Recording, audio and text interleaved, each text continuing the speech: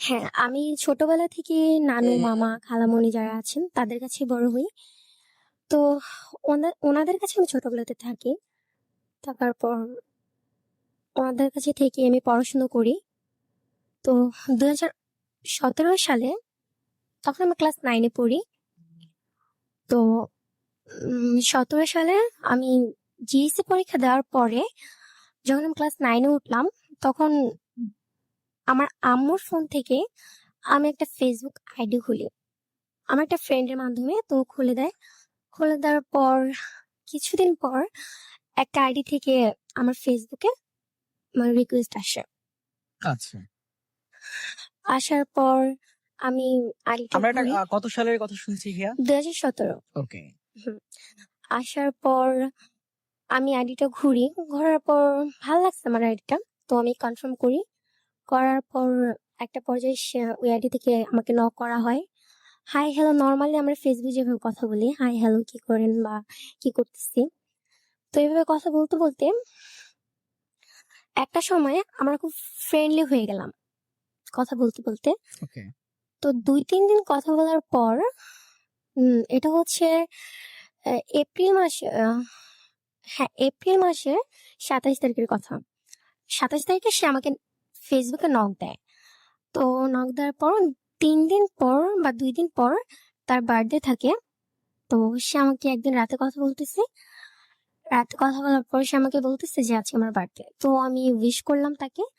Wish করার পর সে বলতেছে যে যদি তুমি আমাকে কল দিয়ে উইশ করতে তাহলে ভাল লাগতো আমার কাছে। তো সে আমাকে তার নাম্বারটা ফেসবুকে মেসেঞ্জারে আমাকে দিয়ে রাখলো। বললো তোমার যদি ইচ্ছে হয় তো আমাকে একটা কল দিও। তো আমি আর তার পরদিন তাকে কল দিলাম না। তাকে আমি মে মাসের ১ তারিখে তাকে আমি কল দিই দুপুরবেলা। কল দেওয়ার পর সে আমাকে চিনতে পারে না।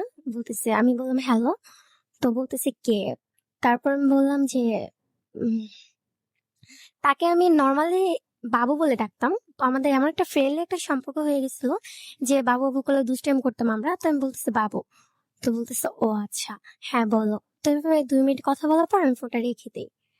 রেখে দেওয়ার পর তখন থেকে আহ আমাদের ফেসবুকে খুব কমই কথা হইতো তখন থেকে। মানে আমরা সারাদিনই ধরতে গেলে যে ফোনে কথা বলতেছি, ঠিক আছে। তো কথা বলতে বলতে যখন ২ দিন ওর সাথে আমি কথা বললাম, ২ দিন কথা বলার পর সে আমাকে রাতে কথা বলতেছে তার সাথে আমি, সে আমাকে জিজ্ঞেস করতেছে যে আচ্ছা তুমি মানে আমাকে নিয়ে তোমার চিন্তা ভাবনাটা কেমন, মানে তুমি আমাকে নিয়ে আসলে কি ভাবো। তো এ কথা বলার পর তো আমি ভাবলাম যে তোমাকে নিয়ে আমার কিরকম চিন্তা ভাবনা। ফ্রেন্ডলি কথা বলি, ফ্রেন্ড হিসাবে কথা বলি, ভালোভাবে কথা বলি, ভাল লাগে তোমার সাথে কথা বলতে, দ্যাটস ইট, আর কিছু না। তো সে আর কথা বাড়ায় নাই। তো ও একটা রিলেশন করতো। তো মেয়েটা ওকে ধোকা দিছে। যাই হোক, মেয়েটা ওর সাথে টাইম পাস করছে, বাট ও রিয়েল ছিল। তো সেই ব্যাপারটাই সে আমাকে শেয়ার করে। তখন শেয়ার করা অনেক কান্নাকাটি করে। অনেক কান্নাকাটি করার পর আমার খুব খারাপ লাগে যে আসলে এরকমটা আমার মানুষের সাথে করা ঠিক না। তো এইভাবে কথাবার্তা বলার পর ৩ দিন যখন আমরা কথা বললাম, আচ্ছা। ৩ দিন কথা বলার পর সে আমাকে বলতেছে, সে আমাকে ৩ দিন কথা বলার পর দুপুর পর্যন্ত কথা বলছি ঠিকঠাক। দেন দুপুরের পর সে আমাকে আর ফোন দিচ্ছে না, ঠিক আছে। তো ব্যাপারটা আমার কাছে মানে একটু খারাপ লাগছে যে যাই হোক, একটা ৩ দিন কথা বলার পর হঠাৎ করে যদি একটা মানুষের সাথে কথা বলা অফ হয়ে যায়, তখন এটা কিছু একটা মিসিং কাজ করে যে আমি কিছু একটা মিস করতেছি।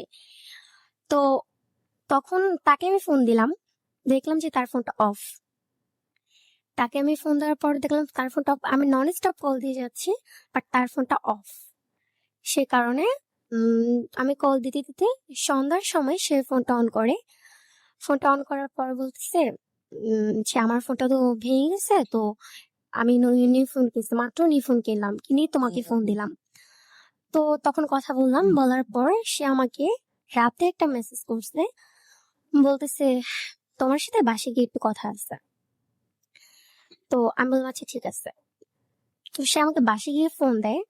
ফোন দেওয়ার পর আমাকে বলতেছে যে দেখো মানে কিছুক্ষণ কথা বলার পর সে আমাকে বলতেছে, দেখো আমি তো এত ঘুরে পেঁচায় কথা বলতে পারি না। আর হচ্ছে যে যা বলার ডিরেক্টলি বলতে পছন্দ করি। তো তোমাকে আমার ভাল লাগে। তোমাকে আমার ভালো লাগে। আর তোমার প্রতি এই কিছুদিন কথা বলে আমার করার পর আমি ওই কিছু বলতেছি না। আমি চুপ করে আছি। তো ওই বলতেছে যে আচ্ছা ঠিক আছে, তোমার এখন কিছু বলতে হবে না। তুমি সময় নাও। তারপর আমাকে অ্যান্সারটা জানাও। তো এই কথাটা বলেই সে ফোনটা কেটে দেয়। সে আমাকে ফোনটা কাটার আগে আরেকটা কথা বললো যে তুমি যতক্ষণ না আমাকে ফোন দিবা আমি তোমাকে ফোন দিব না। তো পরদিন হচ্ছে এর আগে যে 4-5 দিন তার সাথে আমার কথা হয়েছে, সে আমাকে কন্টিনিউয়াসলি ফোন দিচ্ছে। সকাল থেকে রাত অনেক রাত মধ্যে কথা হচ্ছে, 2টা 2:30 বেজে যাচ্ছে কথা হচ্ছে। তো যখন আমি দেখলাম যে তার পরের দিন সে আমাকে কল দিচ্ছে না, সকাল চলে গেল কল দিল না, দুপুর হয়ে গেল সে আমাকে কল দিল না, তখন আমার মধ্যে মানে এরকম একটা জিনিস কাজ করলো যে কিছু একটা মিস করতেছি আমি, ঠিক আছে? তো আমি কি করলাম, তাকে কল দিলাম। বিকালে তাকে একটা কল দিলাম। কল দিয়ে দেখলাম তার ফোনটা অফ। তো আমি যখন দেখলাম যে তার ফোনটা অফ, আমি নন স্টপ তাকে কল দিয়ে যাচ্ছি। কল দেওয়ার পর আহ, সন্ধ্যায় সন্ধ্যায় সে ফোনটা অন করে। অন করার পর আমি তাকে বলতেছি তুই ফোনটা কেন অফ রাখছো, মানে এমন ভাবে রিয়েক্ট করতেছি যে তার সাথে আমার অনেক দিনের সম্পর্ক, এরকম একটা ব্যাপার। তো তারপর তাকে আমার মুখ ফুটে বলতে হয় না যে আমি তোমাকে ভালোবাসি বা আই লাভ ইউ এরকম কিছু। আমার বিহেভিয়ার দেখে, আমার তার সাথে কথা বলার ধরন দেখে সে নিজে বুঝে নিছে। তো একটা পর্যায়ে হলো কি যে আমি ভাবলাম যে কথা বলি, যে এমন তো না যে কথা বললে বিয়ে করতে হবে বা একটা রিলেশনে গেলেই যে তার প্রতি আমার সিরিয়াস হয়ে যেতে হবে, এরকমটা না। জাস্ট নর্মালি যে কথা বলি। তো এভাবে কথা বলতে বলতে সবার রাত আসলো। আসার পর আমার তখন সে যখন আমার সাথে কথা বলতো রিলেশনটা নেওয়ার হওয়ার পর, তখন সে যে আমার আগে একটা মেয়ের সাথে রিলেশন করতো, তো সেই মেয়েটা ওকে ধোকা দিছে বা ফ্লার্টিং করছে। তো সেই কথাগুলো যখন ও আমার সাথে শেয়ার করতো তখন সে প্রচন্ড কান্না করতো, ঠিক আছে? প্রচন্ড কান্না করতো, মানে আমার সাথে যতক্ষণই কথা হইতো, হুম হুম হুম। 2 ঘন্টা কথা হচ্ছে তার মধ্যে 1.5 ঘন্টা সে মেয়েটার কথা বলে কান্না করতেছে, আচ্ছা, এরকম। তখনও তো আপনাদের মধ্যে কোনো সম্পর্ক নাই, ফ্রেন্ডশিপের মতোই। আহ আমি তাকে কিছু বলি নাই মুখে, আচ্ছা, ঠিক আছে? কিন্তু বাট একটু একটু ভালো লাগতো আপনার। হ্যাঁ, ভালো লাগতো। বাট ভালো অলরাইট। লাগাটা ওরকম পর্যায়ে না যে তাকে আমার ভালোবাসতে হবে বা এরকম একটা কিছু। ওকে। তো কথা বলতে বলতে যখন আমার সাথে কথা বলে ওই মেয়েটার কথা বলতো, কান্নাকাটি করতো। তো একটা পর্যায়ে আমার মনে হলো যে না, ছেলেটার সাথে আমার আর কথা বলা ঠিক হবে না বা আমার ভালো লাগতেছে না। আর শুধু কান্নাকাটি করে, একটা মেয়ের ব্যাপারে ফোন দিলে এরকম করে। মানে কেমন যেন একটা মনে হইতো আজকালকার জমানায় এরকম ছেলে আছে যে মেয়েটার জন্য কান্না করে। তো সবার রাতের দিন আমি ওকে না করে দিলাম। আমি বললাম দেখো, তোমার সাথে কথা বলা বা কোনো রকম রিলেশন রাখা আমার পক্ষে সম্ভব না। তখনও খুব কান্না করলো। বললো যে দেখো, এর আগে আমি যার সাথে রিলেশন করছি সে আমাকে ধোকা দিচ্ছে, তারপর আমি তোমার কাছে আসছি, তুমিও আমার সাথে এরকম করতেছো, তো আমি কোথায় যাব? তো খুব কান্নাকাটি করলো। কান্নাকাটি করার পর এক পর্যায়ে হলো কি যে আমার মনটা নরম হয়ে গেল। দেন কিন্তু আমার চিন্তাটা আগের মতোই যে কথা বলি। তো কথা বলতাম। তো তখন হয়তো কি যে তার প্রতি যে আমার একটা ভালোবাসা বা একটা সিরিয়াসনেস যে কাজ করতো ওরকমটা না। তো আমি কি করতাম, আমার যে ফ্রেন্ডরা ছিল, আমি আমার ফ্রেন্ডদের সাথে কথা বলতাম, প্রচুর কথা বলতাম। বাট সে ওয়েটিং এ দেখতো আমাকে, তাকে আমি ওয়েটিং এ হুম রাখতাম। হুম হুম হুম। ঘন্টার পর ঘন্টা তাকে আমি ওয়েটিং এ রাখতেছি, মানে তার যে এই আমার কাছে। কাজগুলো কেন করতেন? কারণ হচ্ছে যে যখন সে আমার সাথে কথা বলতো প্রথম প্রথম রিলেশনটা আমাদের শুরু হওয়ার 2-3 দিন পর পর্যন্ত সে আমাকে যখন ফোন দিত ওই মেয়েটার কথা বলতো, হুম হুম। কান্নাকাটি করতো। তা আমার মনে হতো ছেলেটা একটা বলদ, ঠিক আছে? আচ্ছা। যে একটা মেয়ের জন্য এভাবে কান্নাকাটি করে কেউ? ওকে। তো তা আমার ভাল লাগতো না কথা বলতে। তো আমি আমার ফ্রেন্ডের সাথে কথা বলতাম, তো এর মধ্যে সে আমাকে নন স্টপ কল দিয়ে যাচ্ছে সারাটা দিন। তো যখন আমি আমার ফ্রেন্ডের সাথে কথা বলা শেষ করে যখন আমি দেখতাম, আমি কিন্তু ওর কলটা কেটে দিচ্ছি, আমি দেখতেছি সে কল দিচ্ছে, কেটে দিতাম। তো যখন আমার ফ্রেন্ডের সাথে কথা বলার পর সে আমাকে আবার ফোন দেয়, তখন আমাকে জিজ্ঞেস করে যে ফোনটা কেন ধরো নাই বা কার সাথে কথা বলতেছিলা। হুম হুম হুম। তখন আমি তাকে বলতেছি যে আমি দেখি নাই তোমার ফোন আসছে, বা আমি সেটা ইগনোর করতেছি যে আমি দেখিই নেই। তো তখন ব্যাপারগুলো আমি বুঝতাম যে ওর খারাপ লাগতেছে। But আমি চাইতাম কি যে ও আমার প্রতি উইক হয়ে যাওয়ার আগে ও সরে যাক আমার লাইফ থেকে। এরকম একটা জিনিস। তো এরকম ২ মাস চললো। এমন একটা সময় আসছে ২ মাসের মধ্যে যে রাত ১২টা বাজে আমার ফোনে ওয়েটিং পাই। আমি আমার ফ্রেন্ডদের সাথে কথা বলতাম। আর সেটা বেশিরভাগ সময় ওকে দেখানোর জন্যই বলতাম। কারণটা হচ্ছে যে আমি চাইতাম ও আমার লাইফ থেকে সরে যাক। ঠিক আছে? তো একটা পর্যায়ে সে রাত ১২টা বাজে যখন আমার ফোনে ওয়েটিং পাইতো, সে আমাকে ১টার পর ফোন দেয়। কারণ হচ্ছে ১২টা পর্যন্ত আমার ফোন ওয়েটিং। ১টা বাজে তো ওয়েটিং থাকবে না। তখন আমি ভাবতাম যে আসলে কি ছেলেটা আমাকে ভালোবাসে? যে এত ওয়েটিং পায় আমার ফোন। নরমালি তার সাথে আমি কথাও বলি না ভালোভাবে। এত ওয়েটিং পাওয়ার পরেও তাকে আমি এত ইগনোর করার পরেও সে আমাকে রাত ১টার পরে ফোন দিচ্ছে। তো একটা মায়া কাজ করে আমার। যে আসলে কি ছেলেটা আমাকে ভালোবাসে? আর ভালোবাসা না থাকলে কি এই কাজগুলো করতেছে? তো এরকম ভাবে চলতে থাকে। এর মধ্যে সে আমাকে মিট করতে বলে তার সাথে। তো আমি বলছি আমি হ্যাঁ করব বলে ২ মাস ঘুরাইছে। আচ্ছা, এই ২ মাসে আপনাদের কখনো দেখা হয়নি সরাসরি? না। ওকে। তো তখন রোজা চলতেছিল। তো রোজার মধ্যে ১ মাস আর এর আগে ছিল ১ মাস। তো রোজার ঈদ চলে আসলো। তো ওকে আমি বলছি ঈদের পরে দেখা করব। আচ্ছা। তো ঈদ আসলো। এর মধ্যে ওর সাথে আমার কথা বলার আমি অনেকটা কমায় দিছি। কথা বলি না। হুম, বা দিনের মধ্যে ১ বার ২ বার কথা বলি। অথবা ও তো মার্কেটিং এর কাজ করে। তো হচ্ছে বিজি হয়ে গেছে। যেহেতু ঈদ সামনে। তো ওরকম একটা কথা হইতো না। তো ঈদের ৪ রাতের দিন ওর ফোনটা চুরি হয়ে যায় দোকান থেকে। তো সেটা আর আমি জানি না। আর আমার নাম্বারটা ওর সেভ করাও নাই বা মুখস্থ করা ছিল না। ঠিক আছে? তো ফোনটা চুরি হয়ে যায়। এমনি তো ওর সাথে আমার কথা বলতে ভাল লাগে না বা ওকে আমি এভয়েড করে চলি। তার মধ্যে আমি একটা ক্লু পাইছি যে ও হচ্ছে যে আমাকে ফোন দেয় নাই। ঈদের মধ্যে সারাদিন ও আমাকে ফোন দেয়নি। ঠিক আছে? হুম। তো এটা হচ্ছে একটা কজ আমার রিলেশনটা ব্রেকআপ করার। যে তুমি কেন আমাকে ফোন দাও নাই? আমি কি তোমার থেকে একটা ফোন আশা করতে পারি না? তো এরকম একটা সময়ে সে ঈদের দিন বিকালে আমাকে কল দেয়। ফেসবুকে যায়। আমিও ফেসবুকে থাকি তখন। তো ফেসবুক থেকে সে আমার নাম্বারটা নেয়। আমাকে বলতেছে নাম্বারটা দাও। তো আমি তাকে নাম্বার দিব না। তো খুব রিকোয়েস্ট করার পর তাকে আমি নাম্বারটা দিছি। দেওয়ার পর সে আমাকে কল দেয়। কল দেওয়ার পর আমি খারাপ বিহেভ করি। যে তুমি কেন কল দিছো? হ্যান-ত্যান। তো তারপরেও সে আমাকে বলতেছে মিট করার কথা। যে একটা বার তুমি শুধু আমার সাথে মিট করো। আমি জাস্ট ৫ মিনিট তোমাকে দেখবো দেন আমি চলে যাব। ঠিক আছে? জাস্ট তুমি একটা বার মিট করো। আমি তো কিছুতেই মিট করব না। সেদিন গেল। তার পরদিন রাত ৩টা বাজে সে আমাকে ফোন দিছে। বলতেছে জাস্ট একটা বার মিট করো। মানে কান্না করে বলতেছে যে জাস্ট একটা বার মিট করো। আমি জাস্ট তোমাকে দেখবো। তোমার আমার সাথে কথা বলার দরকার নেই। হুম। তো আমি বললাম আচ্ছা ঠিক আছে মিট করব। পরদিন ঈদের ৩য় দিন বিকাল ৫টায় আমাদের মিট করার কথা। তো ও আসলো।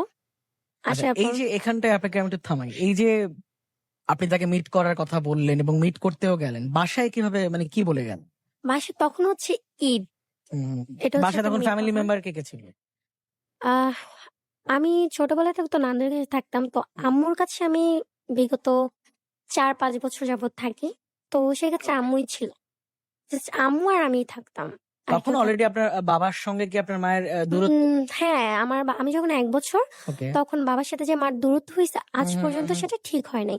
আর মা যেহেতু আমাকে রাখছে, হুম, হুম। বাবার সম্বন্ধে কখনো ওইভাবে শুনতে পারি নাই। যেহেতু আমি ছোট ছিলাম বুঝতাম না। তো মা যেটা বলছে সেটাকে বিলিভ করতে হইতো। ঠিক আছে? আচ্ছা। তো একটা পর্যায়ে ২০১৪ সালে হুম, কোনো একটা ক্লুতে আমি আমার গ্রামে যাই। তো আমি মাকে বলি যে, "মা আমি তো কখনো আমার বাবাকে দেখি নাই। আমি জানি না যে আমি কোন ফ্যামিলির মেয়ে। তো আমি একটাবার আমার গ্রামে যেতে চাই। মানে আমার বাড়িটা আমি দেখতে চাই।" যে সবারই তো ইচ্ছা থাকে দাদা-দাদির সাথে থাকার বা জয়েন্ট ফ্যামিলিতে থাকার। আমি দেখতে চাই শুধু আমি থাকবো না সেখানে। অনেক রিকোয়েস্ট করার পর আম্মু আমাকে সেখানে নিয়ে যায়। নিয়ে যাওয়ার পর আমার চাচা যিনি ছিলেন তার থেকে নাম্বার নিয়ে আমি আমার বাবাকে কল দিই। তা আমি যখন হ্যালো বলি তখনই আমার বাবা আমাকে চিনে ফেলে। যে উম আমার নামটা ধরে বলছে যে, "তুমি?" পরে আমি বলতেছি, "হ্যাঁ।" আমি কান্না করে দিছি। তারপরও বাবার সাথে জাস্ট ওই দেখা হইছিল ২-৩ দিন। দেখা হওয়ার আচ্ছা। পরে হচ্ছে যে তাকে আমি একটা সুযোগ দিছিলাম আমার বাবাকে যে, "এখন তো আমরা বড় হইছি। আমার একটা ভাই আছে। হুম, তো তোমার তো ২ টা ছেলে-মেয়ে আছে। এখন তুমি যা আমি ছোট ছিলাম, যা করছো করছো, ওটা দেখার বিষয় না। এখন আমি বড় হয়েছি, এখন তুমি আমাদের দায়িত্ব নাও, একসাথে থাকো। হুম, বাট আমার বাবা হচ্ছে কি, যখন দেখলো তার মেয়ের সে বাড়া ভাত খাইতে চাইতেছে, যে আমার মামাকে 14টা বছর কষ্ট করে মানুষ করলো, সে তার মেয়ের কাছে থাকতে পারে নাই, বাট সে 14 বছর পর যখন আমার বাবা মাকে দেখলো, সে আমাকে নিয়ে যেতে চাইতেছে, আমাকে একা, আমার মাকে না। তো আমি তো আমার মাকে ছাড়া যাব না, যেহেতু আমার মা ছোট থেকে আমাকে কষ্ট করে মানুষ করছে, হুম, তাই না? তো তখন যখন বাবাকে সুযোগ দেওয়া হলো, বাবা ওটা কাজে লাগায়নি। বাবার কথা হচ্ছে, বাবা আমাকে ওইখানে বাবার কাছে নিয়ে 16 দিন আটকে রাখছিল। তো সেখান থেকে পালায় চলে আসে, কারণ আমি তো আম্মুকে ছাড়া থাকতে পারি না। তো আসার পর মানে বাবা চেয়েছিল যে আমি বাবার কাছে একেবারের জন্য চলে যাই, আমি যাতে আম্মুর সাথে কোনো রকম ভাবে কোনো যোগাযোগ না রাখি। সেটা আমার পক্ষে পসিবল না। কারণ হচ্ছে যে বাবার আদরটা যখন আমার দরকার ছিল একটা বাবার, তখন আমি তাকে পাইনি। যখন আমি তাকে পাইছি, তাকে আমি সুযোগ দিচ্ছি একটা মেয়ে হিসাবে। রাইট। অন্য কোনো মেয়ে হলো তো বাবা বলেও ডাকতো না, একটা বিবিকে একটা বাধা খাইতো যে না, তারপর তার লজ্জাবোধ কাজ করতো। সেখানে আমি তাকে বাবা বলে ডাক দিচ্ছি, আমি নিজে থেকে তার খোঁজ করছি। সেখানে তার উচিত ছিল কি আমার দায়িত্ব নেওয়া। আমি যেভাবে বলতেছি, আমার তো দুজনকেই দরকার, আমার দুজনকেই দরকার, একজন হলে তো আমার হবে না। কারণ আমি যদি এখন বাবার কাছে চলে যাই, আমি মার আদর থেকে বঞ্চিত হব, সেটা আমার পক্ষে সম্ভব না। তো বাবা সে সুযোগটা কাজে লাগে না। একটা সময় আমি নিজে থেকে বাবার সাথে যোগাযোগ অফ মানে করে ওখান দিচ্ছি। থেকে আলটিমেটলি আপনার বাবার সঙ্গে আপনার দূরত্ব। হ্যাঁ, ছোটবেলাটা ছিলই, তারপর তো ওখান থেকে তো আর যোগাযোগ নেই। রাইট। এবং শুরুতেই যেটা হিয়া বলছিল যে ব্রোকেন ফ্যামিলি, এবং এই ব্রোকেন ফ্যামিলির একটা মেয়ে বা ছেলের জীবনটা আসলে কেমন হয় হিয়ার গল্পের শেষটাই বলে দিবে। আমি আপাতত কিছুই আর না বলি, বাট যেটা বলতে চাই, ঠিক একইভাবে আগামী পর্বে যদি আপনি আসতে চান, হতে পারেন আপনি ডিভোর্সড, হতে পারেন আপনি এখন পর্যন্ত সংগ্রাম করছেন সংসারটা টিকিয়ে রাখার জন্য, কিংবা খুব ভালো আছেন আপনারা, ঠিক আছে? আপনি প্রতি পর্বে লাভ স্টোরি শুনেন আর মনে মনে ভাবেন, আরে মানুষের জীবনে এত নেগেটিভ ঘটনা ঘটে, আমরা তো বেশ ভালো আছি। আসুন না, আগামী পর্বটা আপনার জন্য ওপেন করে দিলাম। RLS, তারপর নাম, লোকেশন, তারপর প্রফেশন, পাঠিয়ে দিবেন 26969 নাম্বারে। ঠিক একইভাবে হিয়ার মতো ব্রোকেন ফ্যামিলির যদি কেউ থেকে থাকেন, সেই ব্রোকেন ফ্যামিলিটাই আপনি মনে মনে কখনো নিজেকে দায়ী করেন যে আমার আজকে শেষ হয়ে যাওয়ার পিছিয়ে আমার পরিবারটা দায়ী, সেখানে ডেফিনেটলি লাভ জিনিসটা তো থাকতে হবে। কারণ যেহেতু শোটার নাম লাভ স্টোরি, তো সেখানটায় আপনি যেটা করতে পারেন, আপনিও এখানটা রেজিস্ট্রেশন করতে পারেন। কিংবা এমনও হতে পারে কন্টিনিউ আপনি প্রতারিত হচ্ছেন আপনার প্রিয় মানুষটার কাছ থেকে, হয়তোবা এখন ডিভোর্সড, অনেক কিছু সহ্য করেছেন, অনেক কিছু হয়তোবা চার দেয়ালের সেই ইট পাথরগুলো জানে আর কেউ জানে না। সেই গল্পটা আমরা জানতে চাই, লাভ স্টোরি জানতে চাই, জাগো FM 94.4 জানাতে চায়, এবং সাবধান করতে চায় সেই মানুষগুলোকে, যে মানুষগুলো 3টে বছর যাবত লাভ স্টোরিকে, প্রাণা লাভ স্টোরিকে পেছন থেকে সাপোর্ট দিয়ে আসছে, ভালোবেসে আসছে, ইন্সপায়ার করে আসছে। সো হিয়া, এরপর কি হলো? দেখা করতে গেলেন ঈদের তারপর দিন। হ্যাঁ, না, ঈদের 3 দিন পর। 3 দিন পর, রাইট? হ্যাঁ, তো দেখা করতে যাওয়ার পর সে আসছে, আমিও গেছি। যাওয়ার পর হচ্ছে আমি তাকে এক জায়গায় আসতে বলছি, বাট সে অন্য জায়গায় আসছে। বাট এলাকাটা একই। তো সে তো ওইখানেই চিনে না, সে অন্য জায়গায় থাকে। তো সে আমাকে বলতেছে আমি এখানে দাঁড়ায় আছি। আমিও তখন চিনতে পারতেছিলাম না যে আসলে জায়গাটা কোন জায়গা। তা আমিও ওকে বলতেছি আমি এখানে আছি। তো এভাবে করতে করতে সে আমাকে জিজ্ঞেস করতেছে যে তুমি কি পরে আসছো? তো আমি বললাম যে আমার আমি সাদা হিজাব পরে আসছি। তো সে খুঁজতেছে সাদা হিজাব পরা মেয়েকে। তো এরকম করতে করতে 1 ঘন্টা লেট হয়ে গেছে। মানে 1 ঘন্টা সে আমাকে খুঁজতেছে, আমি তাকে খুঁজতেছি, পাচ্ছি না। তা একটা পর্যায়ে গিয়ে পেলাম, দেখা হলো। দেখা হওয়ার পর আমরা একটা রেস্টুরেন্টে বসি। বসার পর জাস্ট 20 মিনিটের মতো আমি বসি। 20 মিনিট পর চলে আসি। ও চলে যায় ওর বাসায়, আমি চলে আসি। তো যখন আমি বাসায় আসলাম, তখন আমি একটা ফোন দিছি। ও তো বাসায় যাচ্ছে। তো ফোন দিচ্ছে, বলতেছে তুমি কি বাসায় গেছো? তো বলতেছে হঠাৎ আমার প্রতি এত কেয়ারিং, আগে তো এরকমটা ছিল না, সূর্য আজকে কোন দিকে উঠছে? তো যখন ওর এই ধরনের কথাবার্তাগুলো শুনলাম, মানে আমি আরো কিছু বলতেছি না। আমি বললাম এমনি, কেন আগে কি কখনো আমি জিজ্ঞেস করি নাই? তো এভাবে বলতে বলতে, কথা বলতে বলতে ওর প্রতি আমার একটা ভালো লাগা কাজ করে। ঠিক আছে, ভালো লাগা মানে এটা খুব বেশি মাত্রায় একটা ভালো লাগা কাজ করে, বলতে পারেন যে একটু একটু ভালোবাসো। তো এরকম চলতেছে। তো একটা পর্যায়ে হয় কি, আমাদের এভাবে 2-3 মাস চলে যায়। চলে যাওয়ার পর সে আমার সাথে দেখতেছি সে আমাকে আগের মতো কেয়ার করতেছে না, বা আগের মতো কথা বলতেছে না, ফোন দিচ্ছে না। এখন তার সাথে কথা বলতে গেলে সে বিভিন্ন ধরনের কল দেখাচ্ছে আমাকে, বিজিনেস দেখাচ্ছে। তো এরকম হইতে হইতে এক কথা দুই কথা তার সাথে আমার ঝগড়া হইলো। ঝগড়া হওয়ার পর এখন সে রিলেশন ব্রেকআপ করে দেবে। তো আমি চাচ্ছি না ব্রেকআপ করতে, যেহেতু এতদিনের মধ্যে তার প্রতি আমার একটা ভালো লাগা কাজ করছে বা একটু একটু ভালোবাসার জন্ম নিচ্ছে। তো তার প্রতি আমার একটা মায়া অলরেডি জন্ম নিছে। তো সেখান থেকে আমি চাচ্ছি না ব্রেকআপ করতে, বাট সে চাচ্ছে। আমি বুঝতেছি যে সে চাচ্ছে।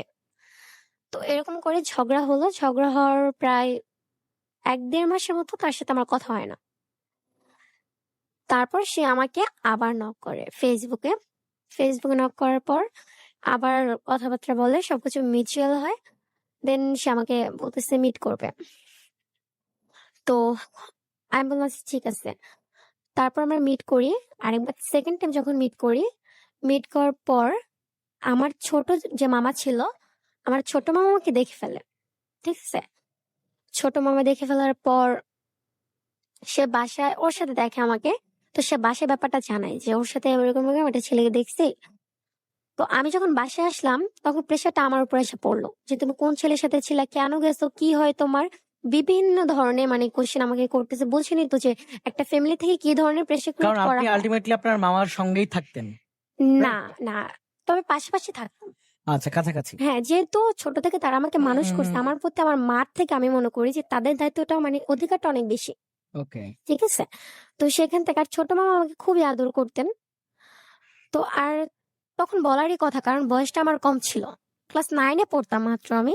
তো একটা ছেলের সাথে আমাকে দেখছে।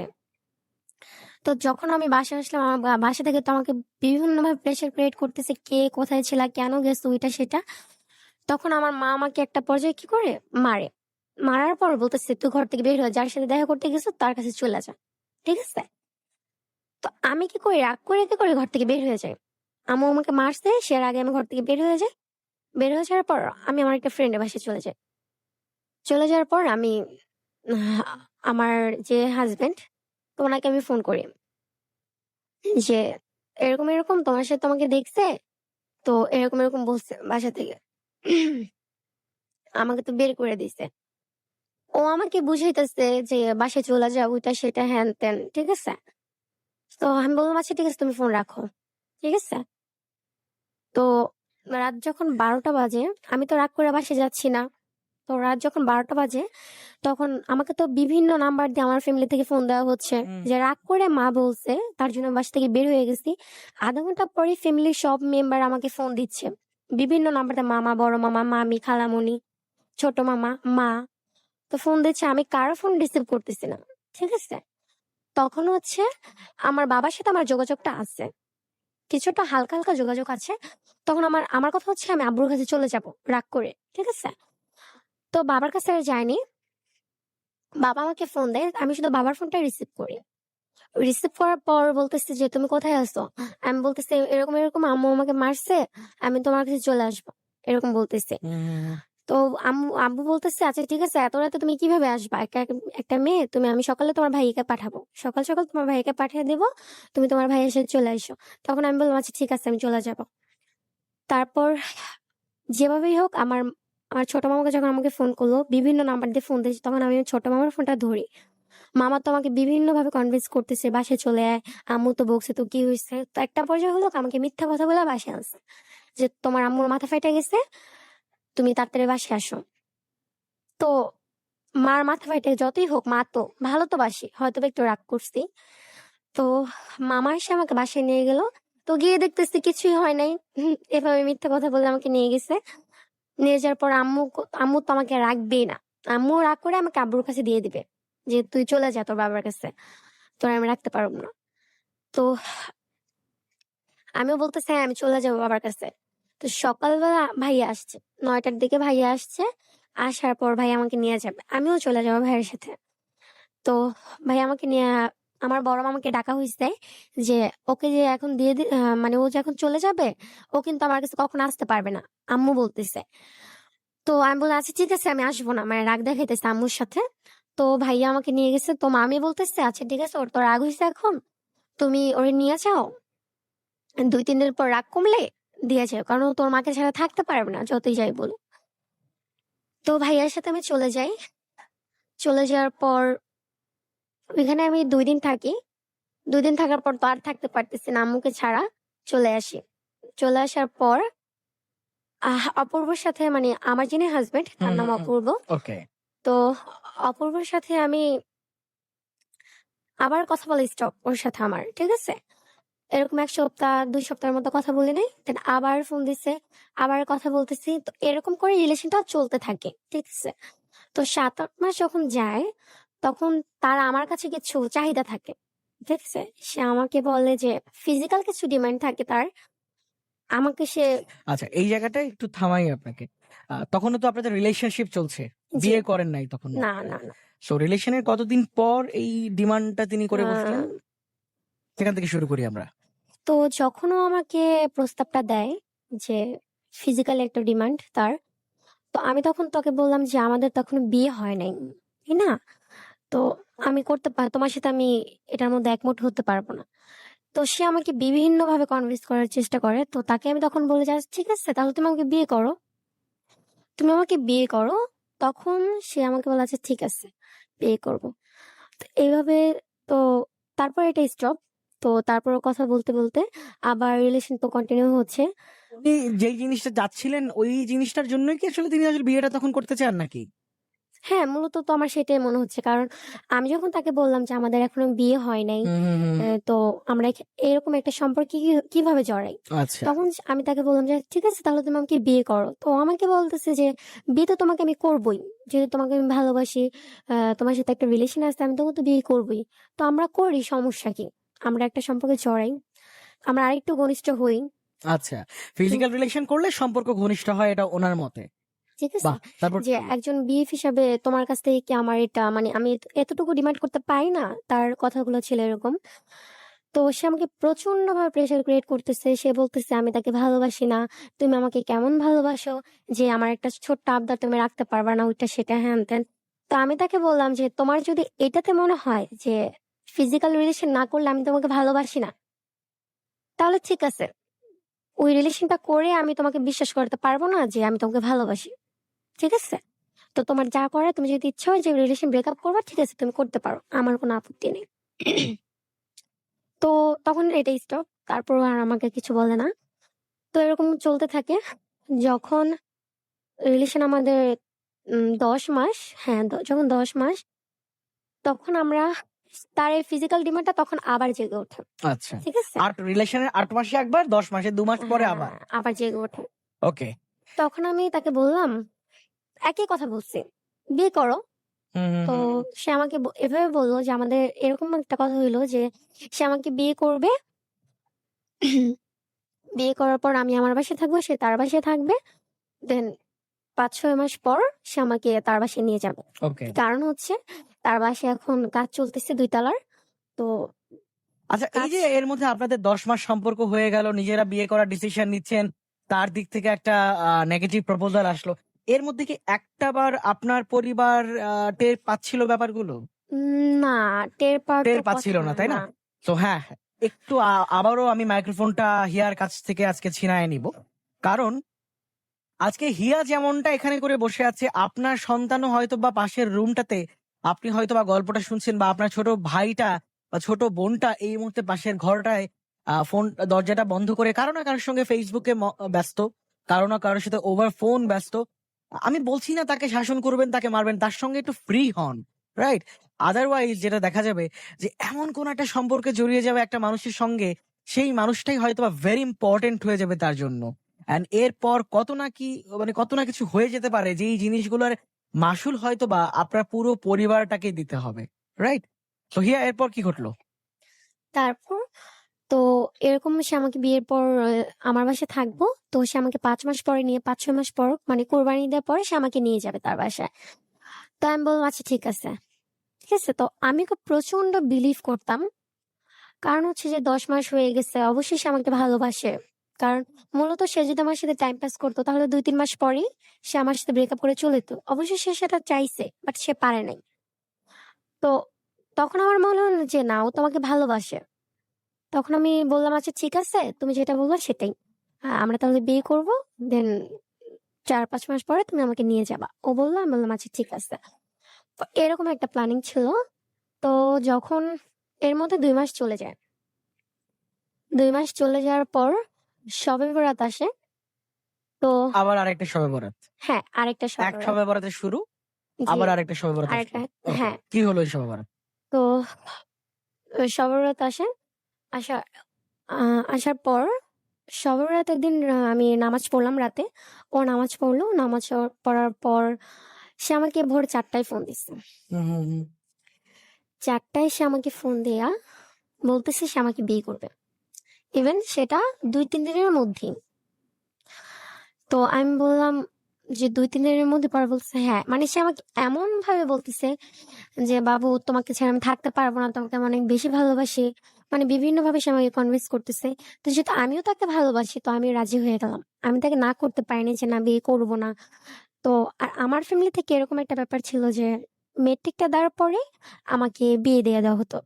তো ভাবলাম যে আমি তখন আমি অলরেডি ক্লাস 10 উঠে গেছি। তো এখন তো ক্লাস 10 পড়ি। তো মেট্রিক দেওয়ার পরে তো মানে আমার ফ্যামিলি থেকে বলা বলি হচ্ছিল। তখন অলরেডি আমাকে মানে সম্বন্ধ আসতো আমার জন্য, হুম দেখতে হুম। আসতো। তো আমি তো রাজি ছিলাম না, যেহেতু আমি একটা রিলেশনশিপে আছি, বাট সেটা তো আমি বলতে পারতেছি না কাউকে। তো যেহেতু আমি জানি যে মেট্রিকের পর বা ইন্টার ফার্স্ট ইয়ারে ওঠার পর আমাকে বিয়ে দিয়ে দিবেই, তখন আমি যেহেতু ও আমাকে বলেছে বিয়ে করবে, তখন আমি আর ওকে না করতে পারি নাই, কারণ আমি খুব প্রচন্ড ভালোবাসি। আমার কথা হলো যে বিয়ে তো আমাকে দিয়েই দিবে, তাই না? আর হচ্ছে যে আমি ওর ব্যাপারটা যখন আমরা সিদ্ধান্ত নিই যে আমরা বিয়ে করব, তখন আমি হালকা কিছু আমার আম্মুকে জানাইছিলাম, ঠিক আছে, যে মা, আমি এরকম এরকম এই ছেলেটা আমাকে পছন্দ করে, তো ও আমাকে বিয়ে করতে চায়। আম্মু হচ্ছিল কি মূলত, আম্মুর যে নর্মালি কথা যে তুমি হচ্ছে তোমার বাবা নাই, ঠিক আছে, তুমি মামা মামিদের কাছে বড় হইছো, আর হচ্ছে যে আমি তোমাকে এমন কোনো ছেলের কাছে দিতে চাই না যেখানে গেলে তুমি সম্মান পাবা না, ঠিক আছে। কারণ হচ্ছে ও একটা বাড়িওয়ালার ছেলে, মা যেভাবে বিচার করছে ব্যাপারটা যে ও একটা বাড়িওয়ালার ছেলে, ওকে হয়তো বা তোমাকে হয়তো বা ওর ফ্যামিলি মেনে নিবে না, নাও নিতে পারে। ওর ফ্যামিলি একটা ইচ্ছা থাকতে পারে যে ও একটা বাড়িওয়ালার ছেলে, ওর ফ্যামিলি একটা বাড়িওয়ালার মেয়ে আনবে, এরকম একটা ইচ্ছা থাকতেই পারে। তোমার সেদিক থেকে মা বলতেছিল না, মানে অপূর্বকে পছন্দ করেনি আম্মু। তার মধ্যে হচ্ছে আমার মার সবসময় একটু ইচ্ছা ছিল যে একটু বয়স্ক ছেলের কাছে আমাকে বিয়ে দেওয়া। তো মানে আপনার চাইতে একটু বেশি ম্যাচিওর, এই হ্যাঁ, তো? একটু বেশি ম্যাচুর। 7 ওকে। বছর, ও আমার 7 বছর বড়, 10 বছর 12 বছর বড়, এরকম একটা ছেলের কাছে আমাকে বিয়ে দিতে চাইছে। কারণ আচ্ছা। হচ্ছে আম্মুর কথা হচ্ছে যে একটু অল্প, তারপর সে বিয়ে করবে। এখন তার কাছে টাকা নেই, সে যে বিয়ে করবে তার কাছে টাকা নেই। সম্পর্কের কতদিন পর এই বিয়ের সিদ্ধান্তটা? 1 বছর, একদম 1 বছর 2 দিন, মানে 3 দিনের মাথায় আমরা বিয়ে হুম করছি। হুম এক হুম হুম। বছর 3 দিন আমরা বিয়ে করছি। আচ্ছা। বাট এটা বলতেছে সে 1 বছর এখন 2 দিন। না, আমরা ছিলাম ওই জায়গাটাতে যে আপনার মা 7টায় অফিসে চলে যাবে না, বা তার বাসা আগে থেকে বের একটু হবে। কাহিনী আমি বলতেছি, শিওর। মিস করে গেছি। এখন তার কাছে টাকা নেই, সে কিভাবে বিয়ে করবে? তা আমাকে বলতেছে যে তুমি কিছু টাকা নিয়ে নাও বাসা থেকে, নাহলে বিয়েটা কিভাবে করব। তো সে আমাকে এমন ভাবে কনভিন্স করছে যে এখন বিয়েটাই মূলত মানে হচ্ছে যে লক্ষ্য, যে বিয়েটা করতেই হবে, এরকম একটা ব্যাপার। তো আমাকে সে বলতেছে টাকা নিতে। তাই আমি বললাম টাকা কিভাবে নেবো, টাকা তো এখন নাই, যেহেতু মাসের শেষ, এখন আম্মু স্যালারি পায় না আর ঘরও টাকা নাই। তো আমার কাছেও টাকা নেই, আমি কিভাবে টাকা নেবো? তো সে আমাকে বলতেছে, দেখো বাবু, আমার কাছেও টাকা নেই এখন, আর আলমারির চাবি তো বাবার কাছে, আমি পাইতেছি না, নিতে পারতেছি না, তুমি একটু ম্যানেজ করো। তোমার কিছু গহনা নাও, আমাকে বলতেছে।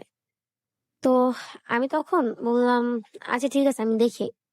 তখন আমি আম্মুর 1 ভরির একটা চেন আর হচ্ছে একটা আংটি নেই। নেওয়ার পরে তো আম্মু তো সকাল 7টা বাজে চলে যায়। চলে যাওয়ার পরে আমিও ঘুম থেকে উঠছি। ঘুম থেকে ওঠার পর আমি লাগেজটা গুছাচ্ছি। আমার 2 সেট জামা কাপড় আর কিছু জিনিসপত্র। লাগেজটা গুছাচ্ছি, এরকম একটা সময় আমাকে গেট নক করতেছে।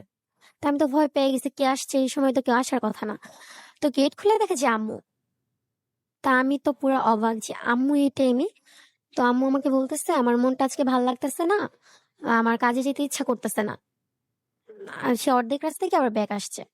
তো বলতেছে যে আমার ভালো লাগতেছে, আমার মনটা কেমন জানি লাগতেছে, মনে হইতেছে কিছু একটা হইব।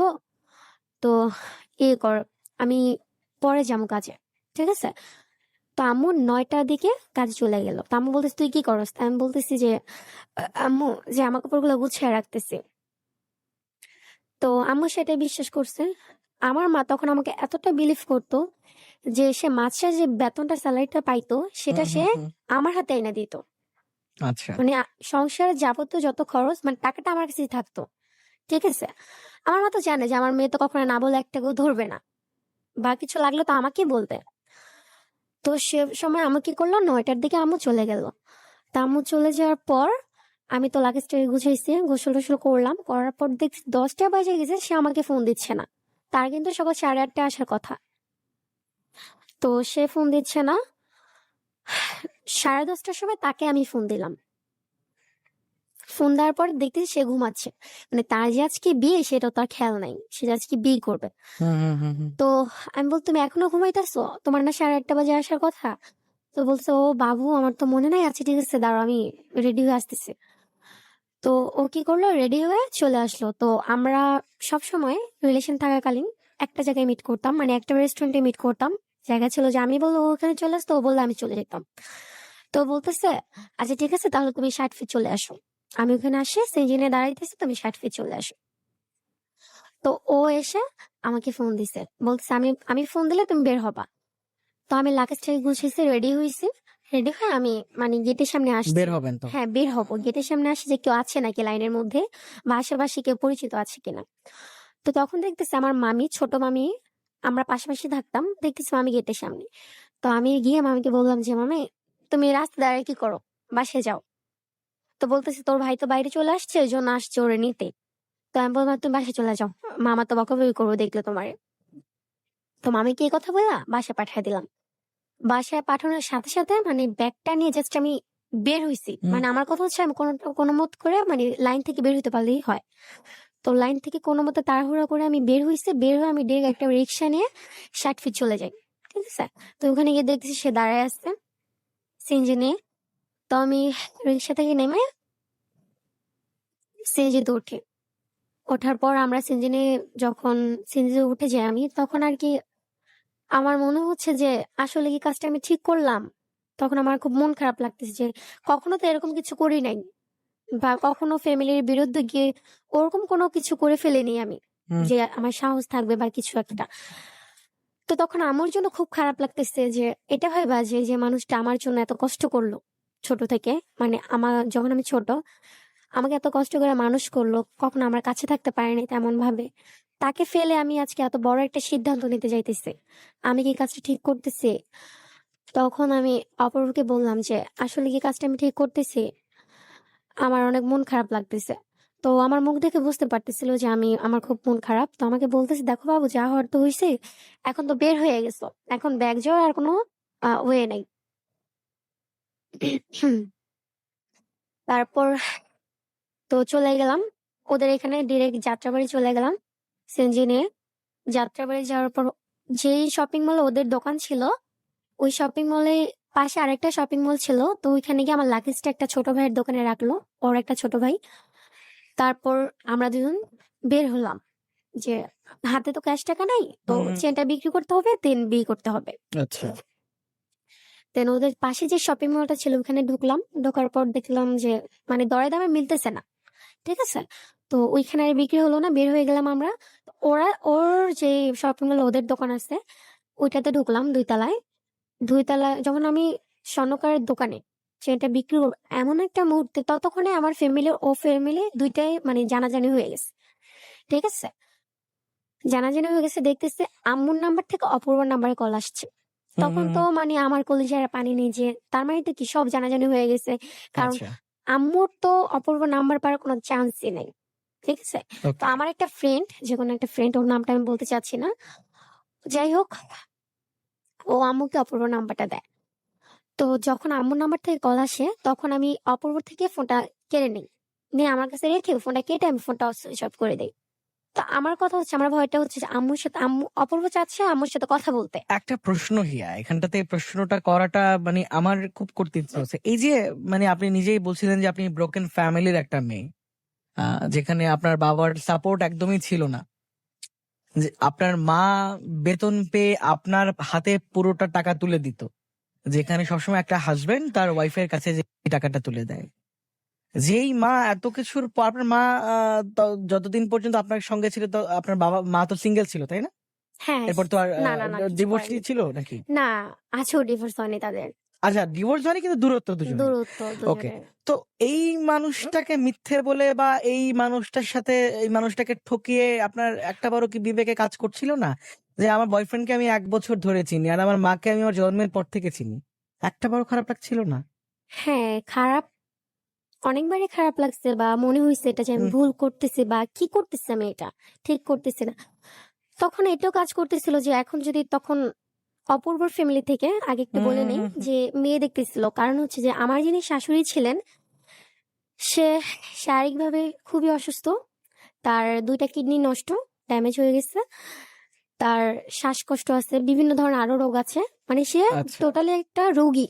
ঠিক আছে, তো ডক্টরের কথা অনুযায়ী সে আর 1 বছর বাঁচবে, এরকমটা ডক্টর বলছে, আর বাকিটা আল্লাহর উপর। ঠিক আছে, তো অপূর্ব যখন এরকম ভাবে আমার কথাটা জানাইলো, ওইখানে আমার একটা মায়া কাজ করছে হুম, যে আবার মেয়ে দেখতেছে, তো আমি ভাবলাম যে মেয়ে যেহেতু দেখতেছে, ঠিক আছে, তো বিয়ে তো করে ফেলবে, তো তখন ওকে আমি ভালোবাসি, ওকে আমার দরকার। তারপর আমার ফ্যামিলি থেকে হচ্ছিল যে মেট্রিক পরীক্ষাটা দেওয়ার পর বা ইন্টার ফার্স্ট ইয়ারে ওঠার পর আমাকে বিয়ে দিয়েই দিবে, কারণ আমি যখন ক্লাস 9-এ তখনই সম্বন্ধ আসতেছে। ঠিক আছে, বিয়ে দিয়েই দিবে। তো ভাবলাম যে মেট্রিকের পর তো আমাকে বিয়ে দিয়েই দিবে, আর তখন অলরেডি আমি ক্লাস 10-এ। তো আর অপূর্ব ভেবে বলতেছে ওর জন্য মেয়ে দেখতেছে, তো আমি কি করব তখন, কি করা উচিত? আর ওকে আমি ভালোবাসি, ওকে আমার লাগবে। ঠিক আছে, এরকম একটা ব্যাপার। তো সেখান থেকে আর কি আমার এই সিদ্ধান্তটা নেওয়া। ও যখন বলছে আমাকে, আমি না করতে পারিনি। হুম, হুম, হুম। ঠিক আছে, আচ্ছা, মানে ও বলার কারণে আপনি আপনার মায়ের কথা ভুলে গেলেন, আপনার পরিবারের কথা, ভুলে মামা গেছি মামি। ব্যাপারটা এমন না, কারণ ও যখন আমার কথাটা বলছে আমি কিন্তু আমার মাকে হুম, হুম। জানাইছি, ব্যাপারটা শেয়ার করছি যে আপনার মা তখন মেনে নিচ্ছিল না ব্যাপারটা? না, আমার মা উল্টো আমার প্রতি রাগ দেখাচ্ছিল, ওকে। বলতেছিল যে এই ছেলের সাথে রিলেশন রাখলে ওইটা হবে সেটা হবে, কথা বলবো না, কারণ হচ্ছে যে ওর এজ একটু কম, মানে আমার মা যেমনটা চাচ্ছিল তার থেকে একটু কম। আচ্ছা, ঠিক আছে, এরপর কি হলো? মানে ফোনটা সুইচ অফ করে দিলেন, হ্যাঁ, তারপর ফোনটা কি হলো? সুইচ অফ করে দিলাম, তারপর চেনটা বিক্রি করলাম। তো আমার কথা হচ্ছে ফোনটা চেইনটা কি আপনার ছিল না আপনার মায়ের ছিল? আম্মুর ছিল।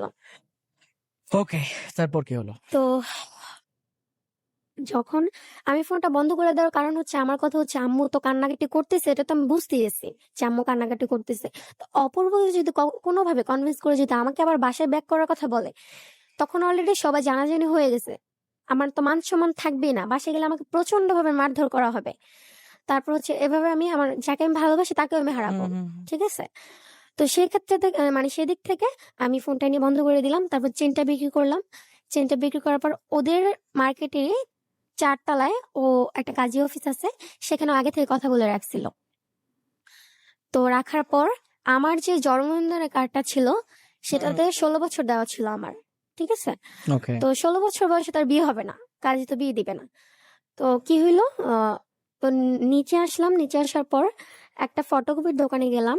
ওইখানে গিয়ে হলো কি, মানে 2002 সালে জন্ম, তো তো সেটাকে কেটে শূন্য দেওয়া হয়েছে, মানে 2000 সালে জন্ম আমার, এরকম একটা কিছু করা হয়েছে। তো করার পর এটা ফটোকপি করে ওই পেজটা আমাকে দিল, দেন আমরা গেলাম, আবার রিটার্ন গেলাম কাজী অফিসে। যাওয়ার পরে কাজী তো ধরে ফেলছে যেটা নকল করা হয়েছে। ধরে ফেলার পর কাজী বলতেছে যে এখানে তো আমি বিয়ে পড়াইতে পারবো না তোমাদের। তো ওই কাজে আরেকটা কাজের কাছে নিয়ে গেছে, আরেকটা কাজের কাছে নিয়ে গেছে। নিয়ে যাওয়ার পর সেখানে আমাদের বিয়েটা হয় ইসলাম শরীয়তে, বিয়েটা হয় আমাদের। তারপর হচ্ছে কোর্ট ম্যারেজ করি আমরা। করার পর উম, অবশ্য কিছু টাকা বেশি লাগছে সেখানে, যেহেতু আমি ছোট। ঠিক আছে, এই টোটাল টাকাটা, বিয়ের টোটাল টাকাটা হচ্ছে তুমি বেয়ার করো? হ্যাঁ আমি। ওকে।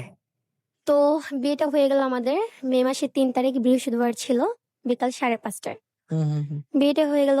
তখন আমার মনে হচ্ছিল না যে আমি বিয়ে করে বের হয়েছি। ঠিক আছে, মানে এই বোর্ডটা আমার কাজ করতেছিল না যে আমি কতবার একটা সিদ্ধান্ত নিয়ে ফেলছি বা করে ফেলছি। তো তারপর আমরা বের হয়ে যাই, বের হয়ে যাওয়ার পর ফোনটা অফ করে রাখি, আমি ফোনটা অন করি না। তারপর বিয়ে হয়ে গেল। তো আগে থেকে প্ল্যানিং করা ছিল যে বিয়ে হওয়ার পর আমরা কক্সবাজার বা অন্য ঢাকার বাইরে কোথাও একটা যাবো। ঠিক আছে, তো ও কি করলো, মানে আর গেল না, ওর একটা ছোট ভাইয়ের বাসা আমাকে নিয়ে গেল। মানে ছোট ভাইয়ের সাথে কথা বলা ঠিকঠাক ছিল। তো ছোট ভাইয়ের আম্মু বাসায় ছিল না, তো ফ্যামিলি ছিল ওইভাবে। তো ওইখানে আমাকে নিয়ে গেল। নিয়ে যাওয়ার পর ওইখানে আমরা 2 দিন থাকি। যখন নিয়ে যায় তার দিন, আমার বিয়ের পরদিন আমি আমার আম্মুর সাথে কথা বলি। আম্মু ফোন দিচ্ছে। ফোন দিতেছে আমি ফোনটা রিসিভ করি একটা পর্যায়ে। ফোনটা রিসিভ করার পর কথা বললাম আম্মুর সাথে। মানে আমি যেরকমটা ভাবছি যে আম্মু আমাকে বকাবাজি করবে বা আমার সাথে কথা বলবে না, গালিগালাজ করবে। বাট ওরকমটা কিছুই ছিল না। মানে আম্মু আমার সাথে একেবারে যখন আমি ফোনটা রিসিভ করি একেবারে নরমালি কথা বলতেছে। মানে আমি যতটা ভয় পাইছি ওরকম কিছুই হয়নি। নরমালি কথা বলতেছে, আমারে বলতেছে, "ফোন ধরতেছিস না কেন?" পরে আমি বললাম, "আমি কিছু বলতেছি না।" চুপ করে আছে। পরে বলতেছে, "তুই কই আছোস?" তো আম্মু ভাবছে কি যে হয় না এরকম যে মেয়েদের নিয়ে গিয়ে পাচার করে দিল বা হচ্ছে যে একটা মেয়েকে নিয়ে গেল, বিক্রি করে দিল। বিক্রি করে দিল বা একটা বদনাম ছড়াইলো তার আবার ব্যাগ পাঠায় দিল। এরকম হয় না অনেক সময়? আচ্ছা। তা আম্মু ওই ভয়টা পাইছিল। তা আম্মু আমাকে বারবার জিজ্ঞেস বিয়ে করছিস তোরা? আম্মু আমাকে বলতেছে, পরে আমি বলছি, "হ্যাঁ, বিয়ে করছি।" তা আম্মু বিশ্বাস করতেছে না কথাটা। তো আম্মু আমাকে বলল যে, "যেহেতু আমার কথা ছাড়া বিয়ে করছুসই, ঠিক আছে? তো থাক, তুই তোর লাইফ নিয়ে থাক। কখনো আমার পরিচয় দিবি না। ঠিক আছে? আমার কাছে কখনো আসিস না।" এ কথাটা বলার পর তো ফোনটা রাইখা দিলাম। রাইখা দেওয়ার পর তারপর দিন আমাদের বিয়ের পরদিন সকালবেলা আমার শাশুড়ি আমার হাসব্যান্ডকে ফোন দেয়। তো আমার হাসব্যান্ড তারা মানে নরমাল, ঠিক আছে? তো কথা বলতেছে আমার হাসব্যান্ড আমার শাশুড়ির সাথে। কথা বলার পর আমার শাশুড়ি একটা পর্যায়ে আমার সাথে কথা বলতে চায়। আমার সাথে কথা বলার পর সে আমাকে একটা কথাই বলে যে, "যেহেতু আমার কাছে চলে আসছো হুম, হুম, হুম, হুম। আম্মুকে ছেড়ে, কখনো আর আমার কাছে যেতে পারবা না। আপনার শাশুড়ি এই কথাটা বলে? হ্যাঁ, কখনো আর তুমি তোমার মার কাছে যাইতে পারবা না। মার মানে বাসায় তখন যেতে আপনি পারবা প্রশ্ন না।" করেননি যে কেন আমার মায়ের কাছে আমি কেন ফিরতে পারবো না? আসলে কি তখন হচ্ছে একটা হচ্ছে যে আমি নতুন বউ। হুম, হুম, হুম। এরকম একটা জিনিস কাজ করছে যে এখন তো একটা ভুল আমরা করছি। একটা অপরাধ করছি আমরা। আচ্ছা। ঠিক আছে? তার উপর উনি আমার শাশুড়ি হন। উনার সাথে আমার বেয়াদবি করা ঠিক হবে না। ঠিক আছে? এই কোয়েশ্চেনটা করা মানে একটা বেয়াদবি করে ফেলা। আমার এটা আচ্ছা। মনে হইছে। বাট এইটা তখন আপনার এটা মাথায় আসলো যে আপনার শাশুড়ির সঙ্গে বেয়াদবি করা যাবে না। এটা মাথায় আসেনি যে আপনার মা ওদিকটায় কষ্ট পাচ্ছে? হ্যাঁ, এটাও মাথায় আসছে। আমি তো তারপর আম্মুর জন্য কান্না করতেছি। কিন্তু কান্না করে আর কি হবে? কিছু তো হবে না। সেটাই। তো আমার শাশুড়ি যখন আমার এই কথা বলল তখন আমি মানে আমার মাথায় এটা আসছে আর আমার হাসব্যান্ড আমাকে শিখাইছে, "আচ্ছা ঠিক আছে এখন বলো যে যাবা না। পরেরটা পরে দেখা যাবে।" ঠিক আছে? তখন ব্যাপারটা হ্যান্ডেল করার জন্য আমি বলছি, "আচ্ছা ঠিক আছে আমি যাব না মা, আপনি যা বলবেন তাই হবে।" ঠিক আছে?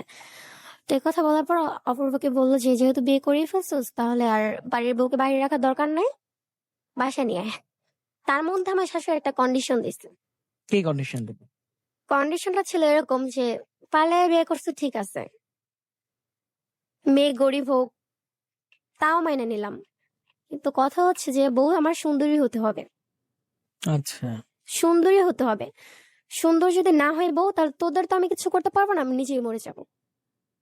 গলায় ফাঁসি দিয়া।" অদ্ভুত। তারপর? ঠিক আছে? তো যখন এই কথা বলল তো আমি আর কিছু বলি না। আমার আর কি বলার থাকে সেখানে। তারপর দিন আমি কি করলাম? মার্কেটে গেলাম। তো অপূর্ব বলতেছে যে আম্মুর জন্য একটা শাড়ি নিয়ে যাব। তো আমি ভাবলাম যে টাকা তো আছে আর আম্মুর জন্য একটা শাড়ি নিয়ে যাবো, সেখানে আমার শ্বশুরও আছে। ঠিক আছে? তো উনি একটু মন খারাপ করবে বা আমার দেবরটা আছে ওকে দিব না, এরকম হয় না? তো টাকা যে ছিল বিয়ে করার পর তো অনেকগুলা টাকাই ছিল, থাকার পর ওই টাকা দিয়ে কি করলাম, আপনি টোটাল কত টাকা নিয়ে বাসা থেকে পালাইছিলেন? বা কত আমি টাকার প্রোডাক্ট নিয়ে? আমি এক ভরির একটা চেন, আমি তো জানি না স্বর্ণের দাম কত। আচ্ছা। এক ভরির একটা চেন আর হচ্ছে যে একটা একটা হচ্ছে আংটি। আমার আম্মু যে বাইরে ছিল, বাহির থেকে আনছে আম্মু। ঠিক আছে? তো ওই টাকাটা দিয়ে কি করলাম, শপিং এ গেলাম। যাওয়ার পর আমার শ্বশুরের জন্য, শাশুড়ির জন্য, তারপরে হচ্ছে যে শ্বশুরের জন্য কিনতে পারিনি। কারণ হচ্ছে যে শাশুড়ির জন্য, তারপর আমার যে ননাস ছিলেন তার একটা ছেলে হইছে শুনছি। তো যেহেতু আমি অপূর্বকে বিয়ে করছি, অপূর্ব ঘরের সংসারের বড় ছেলে, তো আমি হচ্ছে বড় মামি হিসেবে তো পরিচিত হব। তো যেহেতু ননাসের একটা ছেলে হইছে তো ভাবলাম যে ওকে আমি যে কোলে নেব, একটা সালামি তো দিতে হয়। সেক্ষেত্রে আমি ইয়ে করলাম, ননাসের ছেলের জন্য শপিং করলাম, জামাকাপড় মানে কিনলাম। যেদিন বিয়েটা করলেন সেদিনই? না, এটা তার ২ দিন পর। ২ দিন পর? হ্যাঁ, তো তো এই ২ দিনের মধ্যে আপনার মা আপনাকে কল করে নাই? হ্যাঁ, ওই যে বললাম বিয়ের পরদিন আম্মুর সাথে কথা হইছে এরপর আমার। আর তিনি কল দেন? হ্যাঁ, এরপরও তিনি কল দিতেছে। সে যে আমাকে আচ্ছা। বলছে যে, "তুমি তোমার মতো থাকো, আমি আমার মতো থাকি। তুমি যে চলেই গেছো আমার থেকে, আর আচ্ছা কখনো আসবে না আমার কাছে, তোমার পরিচয় এটার দিব পর না। আর কোনো কথা ঠিক হয় আছে, নাই। এটার পর হ্যাঁ কথা হয়েছে। মার মন তো, আমি তো তার একটা মাত্র মেয়ে, আমার তো আর কোনো ভাই বোন নাই। তো 1 ভরি গোল্ড আর ক্যাশ টাকা কি ছিল? না, ক্যাশ টাকা 1 টাকাও ছিল না। মানে মিনিমাম তাহলে আমরা যেটা বলতে পারি 1 ভরি গোল্ডের বর্তমান বাজার মূল্য যেটা 42 থেকে 45 হাজার টাকা বর্তমান বাজার মূল্য। হ্যাঁ, এটা তখন 2-3 বছর আগের ছিল। 2-3 বছর আগে আমরা ধরে ধরে নিচ্ছি প্রায় 36 থেকে 40 হাজার মানে মোট আমি বা কত 42 হাজার এরকমই একটা অ্যামাউন্ট হবে, এই তো? হ্যাঁ, আর একটা আংটি নিয়েছিলাম। আচ্ছা মিনিমাম 50 থেকে 60 হাজার টাকা। হ্যাঁ, এরকম নিয়েছিলাম, কিন্তু সেটা বিক্রি অলরাইট। করছে খুবই কম টাকায়। ঠিক আছে, তো আমি মার্কেটে গেলাম, শপিং করলাম সবার হুম জন্য। হুম হুম। শপিং করার পর আমার জন্য একটা ড্রেস কিনলাম, যেহেতু আমি বাসা থেকে তেমন কোনো ড্রেস নিয়ে আসিনি। তো একটা ড্রেস কিনলাম, অপূর্বকে শপিং করে দিলাম। তারপর বাসায় আসলাম আমরা। বাসায় আসার পর তারপর দিন আমি আমার শ্বশুর বাড়িতে যাব। ঠিক আছে, তো আমার শাশুড়ি বারবার ফোন দিয়ে একটা কথাই বলতেছে, বউ সুন্দরী হতে হবে। আচ্ছা ঠিক আছে, তো বিকাল বেলা আমি আমার শ্বশুর বাড়িতে যাই। যাওয়ার পর মাঝপথ থেকে একটা আন্টি নিতে আসে। অপূর্বদের বাসায় যে ভাড়াটি আন্টি ছিলেন, তিনি আমাকে নিতে আসেন, কারণ এলাকা দিয়ে যেহেতু আমরা পালায়ে বিয়ে করছি, এলাকা দিয়ে ঢুকতে গেলে হয়তো বা অনেকে অনেক কথা বলবে দুজন একসাথে। তো তার জন্য সে আমাকে আগে নিয়ে গেলেন। নিয়ে যাওয়ার পর যখন বাসায় ঢুকলাম, আমার শাশুড়ি খাটের উপর বসা, সোফার মধ্যে 2টা আন্টি বসা। হুম হুম হুম। তো আমি ঢোকার পর যে আন্টিটা আমাকে নিয়ে গেছে, সে আন্টি আমাকে পরিচয় করে দিতেছে, এটা তোমার শাশুড়ি। তখন আমি কি করলাম, আমি আম্মুর পা ধরে সালাম করলাম। ঠিক আছে, সালাম করার পর আমি বললো যে, তারপর 2টা আন্টি ছিল, তাদেরও সালাম করলাম। সালাম করার পর আমি আম্মুর পাশেই বসলাম। ঠিক আছে, আম্মুর পাশে বসার পর সে আমার দিকে ওই একবারই তাকাইছে, হুম হুম। যে আমি যে ঢুকছি বাসায় ওই একবারই তাকাইছে, আর তাকায়নি। মানে তার আমাকে তার পছন্দ হয়নি। ঠিক আছে, আচ্ছা ব্যাপারটা এরকম। অপূর্ব যখন ঢুকলো বাসায়, দেখতেছে তার মুখ কালো, আমার শাশুড়ির মুখ কালো, আমি পাশে বসে আছি। আমি তো মাথা নিচু করে বসে আছি। তো আমি যদি মাথা নিচা করে বসে থাকলেও কিন্তু অ্যাঙ্গেল থেকে দেখা যাচ্ছে যে কেউ যদি কিছু বলে বা ইশারা দিয়ে কিছু বলে, কিন্তু আমি দেখতে পারবো, তাই না?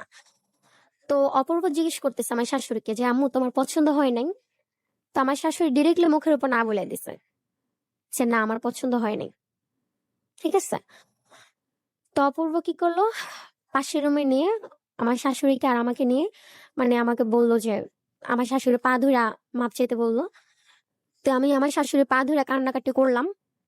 করার পর আচ্ছা এই বলতেছে, কান্নাকাটিটা করার কারণটা কি ছিল? মানে মানে আপনি আমার ভেতর থেকে একটা অপূর্ব জাস্ট বলছে যে আম্মুর কাছে মাপ চাও। না না মাফ চাওয়ার এখানে কি মানে মাফ তো উনি চাবেন যে উনি বিয়েটা করছেন তাই না? উনি তো একটা ছেলে এবং উনি দায়িত্ব নিয়ে বিয়েটা করলেন। মানে আপনি কেন মাফ চাচ্ছিলেন তার কাছে? তার কথা হচ্ছে যে বিয়েটা তো মানে ও আপনি একা, সুন্দর না এই জন্য? না, আমার শাশুড়ি তো আমাকে পছন্দ হয়ই নাই। আচ্ছা ঠিক আছে, তার মধ্যে হচ্ছে অপূর্ব যে থিওরিটি ছিল যে আমরা দুজন পালিয়ে গিয়ে বিয়ে করছি, অপরাধ করছি, তো দুজনের হ্যাঁ সাথে মাপ চাওয়া।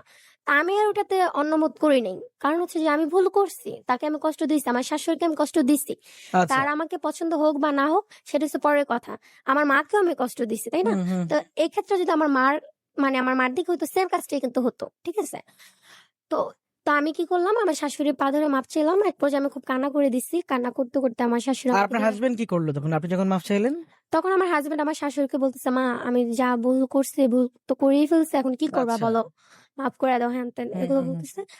তো একটা পর্যায়ে আমার শাশুড়ি আমাকে ধরে উঠাইলো আর একটা কথা বলে যে, আমার হয়তো বা পছন্দ হয় নাই, কিন্তু কেউ যদি আদর করে সেটা আমি করবো, আর কেউ বকা দিলে আমি করবো। ঠিক আছে, তো কথাটা আমার ভালো লাগছে, সে আমাকে পছন্দ করুক বা না করুক। ঠিক আছে, ওকে। তা করার পর কিছুক্ষণ পর পাশের বাড়ি থেকে যে দাদুরা ছিল, দাদিরা ছিল, বা আন্টিরা ছিল, কাকিরা ছিল, দেখতে আসলো আমাকে। দেখতে আসার পর 10 মিনিট পর আমি ওদের বাসায় ঢোকার 10-15 মিনিট পর আমার শাশুড়ি আমাকে বলতেছে যে, চা বানিয়ে দাও দাদিকে। ঠিক আছে, তখন আমি পাকঘরে ঢুকলাম ফার্স্ট ওদের। ঢোকার পর সবার জন্য চা বানাইলাম, সবাইকে দিলাম। দেওয়ার পর আসলো কে, আমার ননাসের হাজবেন্ড। তখনও কিন্তু আমাদের পুরোপুরিভাবে মেনে নেওয়া হয় নাই, জাস্ট আমি বাসায় আসছি এইটুকু। তো আমার ননাসের হাজবেন্ড আসলো। আমার শাশুড়ি কি করলো, আমার হাজবেন্ডকে বললো যে, রেমন আসলে রেমনের পা ধরে বসে থাকতে বলবি তোর বউরে। কেন মানে ওনার পা ধরে কেন বসে থাকতে হবে? একটা কথা বলি যে, আমার শ্বশুরবাড়ির ফ্যামিলিটা থেকে, হুম যে হুম হুম। আমার ননাস ছিলেন সবার বড়, আমার হাজবেন্ডেরও বড়। ঠিক আছে, বড় আচ্ছা মেয়ে ছিলেন। ওনার বিয়ে হয়ে গেছে, একটা ছেলেও আছে এখন আল্লাহর রহমতে। এখনো অব্দি, মানে তার যে বিয়ে হয়ে গেছে বা সে যে পরের সংসার আছে এটা না ভাইবা, এখন অব্দি তার কথা মতোই, মানে আমাদের যে শ্বশুরবাড়ি আছে ওই সংসারে সব চলে তার কথা মতো, Alright. ঠিক আছে? তো এই কথা বললো, তো আমার ননাসের হাজবেন্ড আসলো, আমিও অপূর্বর কথা মতো হুম, ওনার পা ধরে বসে রইলাম, বলতেছে মাফ করে দেন ভাই, কান্নাকাটি করতেছে। অপূর্ব পা ধরে বসে আসছে, কান্নাকাটি করলো। তো একটা পর্যায়ে উঠলাম, ওঠার পর বসলাম। তো আমার যিনি মানে দুলাভাই ছেলে, মানে অপূর্বর বোনের হাজবেন্ড ছিল ভাইয়া, তো ভাইয়া আমাকে কিছু কোশ্চেন করলেন যে কি করি, বাবা মা কি করে, বা ফ্যামিলি কেমন, কি করে, কে কি করে, কোথায় থাকে, এগুলো জিজ্ঞেস করলেন। জিজ্ঞেস করার পর হচ্ছে কিছু বলে নাই ভাইয়া, আর কিছু বলে নাই। আমার শাশুড়ি বলতেছে যে আহ যা হইছে হইছে, এখন ওরে দিয়ায় বাসে দেয়। তুমি যদি চাও, আমার ননাসের হাজবেন্ড বলতে যে তুমি যদি চাও তাহলে আমি তোমার ফ্যামিলিকে ডাকি, একটা রেস্টুরেন্ট আমরা ডাকি, ডাকার পর তোমাকে আমরা দিয়ে দিই, ঠিক আছে? আর আমার শাশুড়ি প্ল্যানিং করে রাখছিল যে আমি যখন আমার শ্বশুর বাড়িতে আসবো, ঠিক আছে, তখন রাস্তা থেকে আমার ভাসুর যাবে। আমার একটা ভাসুর আছে, মানে খালাতো ঘরের ছেলে, খালাতো শাশুড়ির ছেলে। ওনাদের দিয়ে, উনি আবার একটু সন্ত্রাস টাইপের, ঠিক আছে, ওনাকে দিয়ে আমাকে মানে রাস্তা থেকে বিদায় করে দেবে, ঠিক আছে? এরকম একটা প্ল্যানিং ছিল। তো সেক্ষেত্রে হলো কি, সেদিন প্রচুর বৃষ্টি হয়েছে, যার কারণে তারা বের হইতে পারে নাই, ঠিক আছে? তো আমি তো বাসায় চলে আসি। তো তারপর আমার শ্বশুর আসলো। এক পর্যায়ে আমার শ্বশুর তো মেনে নিবেই না। আচ্ছা, তার মেনে না নেওয়ার অনেকগুলো কারণ আছে, আমার হাজবেন্ডের অনেকগুলো দোষ আছে, ঠিক আছে? সেই দোষগুলো নোটে শুনতে চাই। কারণ হচ্ছে যে আমার হাজবেন্ড আমাকে বিয়ে করার আগে মানে অনেক কিছু করছে ঘরে, মানে তার বিশ্বাসটা সে হারায় ফেলছে। যেমন না আচ্ছা। বলে টাকা নেওয়া, হুম, তারপর হচ্ছে না বলা হচ্ছে একটা জিনিস নেওয়া বা একটা কাজ করা, বা হচ্ছে যে খারাপ ব্যবহার করা, বা দোকানে ঠিকঠাক মতো না বসা, ঠিক আছে? আর আমার শ্বশুর একটা কথা বলে যে আমার শ্বশুর হচ্ছে যে খুব হিসাবি একজন লোক। তার কথা হচ্ছে তোমার যতটুকু লাগবে তুমি ব্যয় করো, আদারওয়াইজ অপচয় করা যাবে না, ঠিক আছে? তো আমার হাজবেন্ড এই দোষগুলো ছিল, যার কারণে আমার শ্বশুর কোনোভাবে মেনে নিবে না। তো যাই হোক, একটা পর্যায়ে মেনে নিছে, ঠিক আছে? কন্ডিশন দিল কি, তোমার সকাল 8টা বাজে দোকানে যেতে হবে। আমার হাজবেন্ডকে বলবো 8টা বাজে দোকানে যেতে হবে, মিস দেওয়া যাবে না, ওইটা সেটা। তো বললো আচ্ছা ঠিক আছে, সমস্যা নাই। তো মেনে নিল। মেনে নেওয়ার পর তারপর দিন, আমার শ্বশুরবাড়ি যাওয়ার পর দিন, মানে হচ্ছে কি, ওদের সংসার হচ্ছে 5 জন লোক, মেম্বার হচ্ছে 5 জন, আমাকে নিয়ে 5 জন। তো আমি তো তখন এজে খুব ছোট, যদিও আমি বিয়েটা করে ফেলছি, ভুলটা করে ফেলছি, তাও কিন্তু আমি এজে খুব ছোট তখন, যেহেতু আমি ক্লাস 10-এ পড়ে একটা মেয়ে। আমার পক্ষে মানে ওদের পুরো ফ্যামিলিটাকে হ্যান্ডেল করা সম্ভব হচ্ছিল না, মানে আমি সব ম্যানেজ করতে পারতেছিলাম না সব দিক এর মধ্যে কি আপনার মা কিংবা আপনার পরিবার থেকে কেউ এসে আপনার সঙ্গে যোগাযোগ করে নাই? না। আর এটাই ছিল আমার ফ্যামিলির একটা ভুল, যেটা আমি মনে করি। কারণ আমি আমার বাসা থেকে পালায় আসছি। রাইট, আমি ভুলটার যেটা মনে সুযোগ করি, আপনি করে দিয়েছেন। হ্যাঁ ঠিক আছে, পালায় আসছি, যেটা আমার মনে হয় আর কি। আমি জানি না আমার কথা ঠিক হচ্ছে কিনা, যদিও আমার ফ্যামিলি সে, আমার মনে হয় যে আমার ফ্যামিলির লোকজন তখন যাওয়া উচিত ছিল। তারা কিন্তু এটা ভাবে বসে আছে যে ছেলের ফ্যামিলি থেকে দাওয়াত দেয় না বা বলে নাই, সেজন্য না, কিন্তু যায়নি। কি মুখ নিয়ে যাবে তারা যে তাদের মেয়ে অমুকের ছেলের আমি সঙ্গে পালিয়ে চলে গেছে? না, তারা এটা ভাবে যেতে পারতো, যেটা আমার মনে হয় যে আমার মেয়ে চলে আসছে, কোথায় চলে আসছে, কার কাছে চলে আসছে, কেন চলে আসছে, রাইট, পুলিশ নিয়েও তারা আসতে পারতো। এক্স্যাক্টলি এই কথাটাই শুনতে চাচ্ছিলাম হিয়ার যে কাছ থেকে। তারপর তারা, আমি মনে করি এটা আমার ফ্যামিলির একটা ভুল।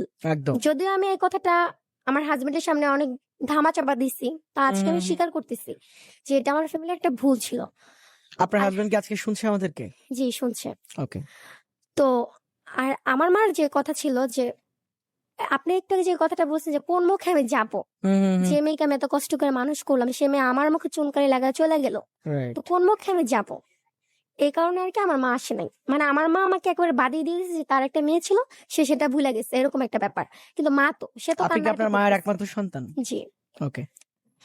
তো এরকম একটা কারণ, তো আম্মু ফোন দিচ্ছে, আম্মু ফোন দিয়ে জাস্ট এতটুকু জিজ্ঞেস করছে যে আহ, তোমরা কি বাসায় ঢুকছো? ঠিক আছে, আম্মুর কথা হচ্ছে যে যতই হোক মেয়ে তো, তাই না, মেয়েটা কোথায় আছে, কি করতেছে। তো আমি বললাম হ্যাঁ বাসায় ঢুকছি। তা আম্মুর কথা হলো যে তুমি আমাকে আর কখনো ফোন দিবা না, তোমার সাথে আমার কোনো সম্পর্ক নাই, তোমাকে আমি মেয়ে বলে স্বীকার করতেছি না, তোমাকে আজকে থেকে আমি ত্যাগ করে দিলাম, আমি ভাববো যে আমার একটা মেয়ে ছিল, মারা গেছে, এরকম একটা কথা। তো আমি যখন ঢুকলাম বাসায়, তো তারপর দিন সকাল 7টা বাজে আমি ঘুম থেকে উঠছি।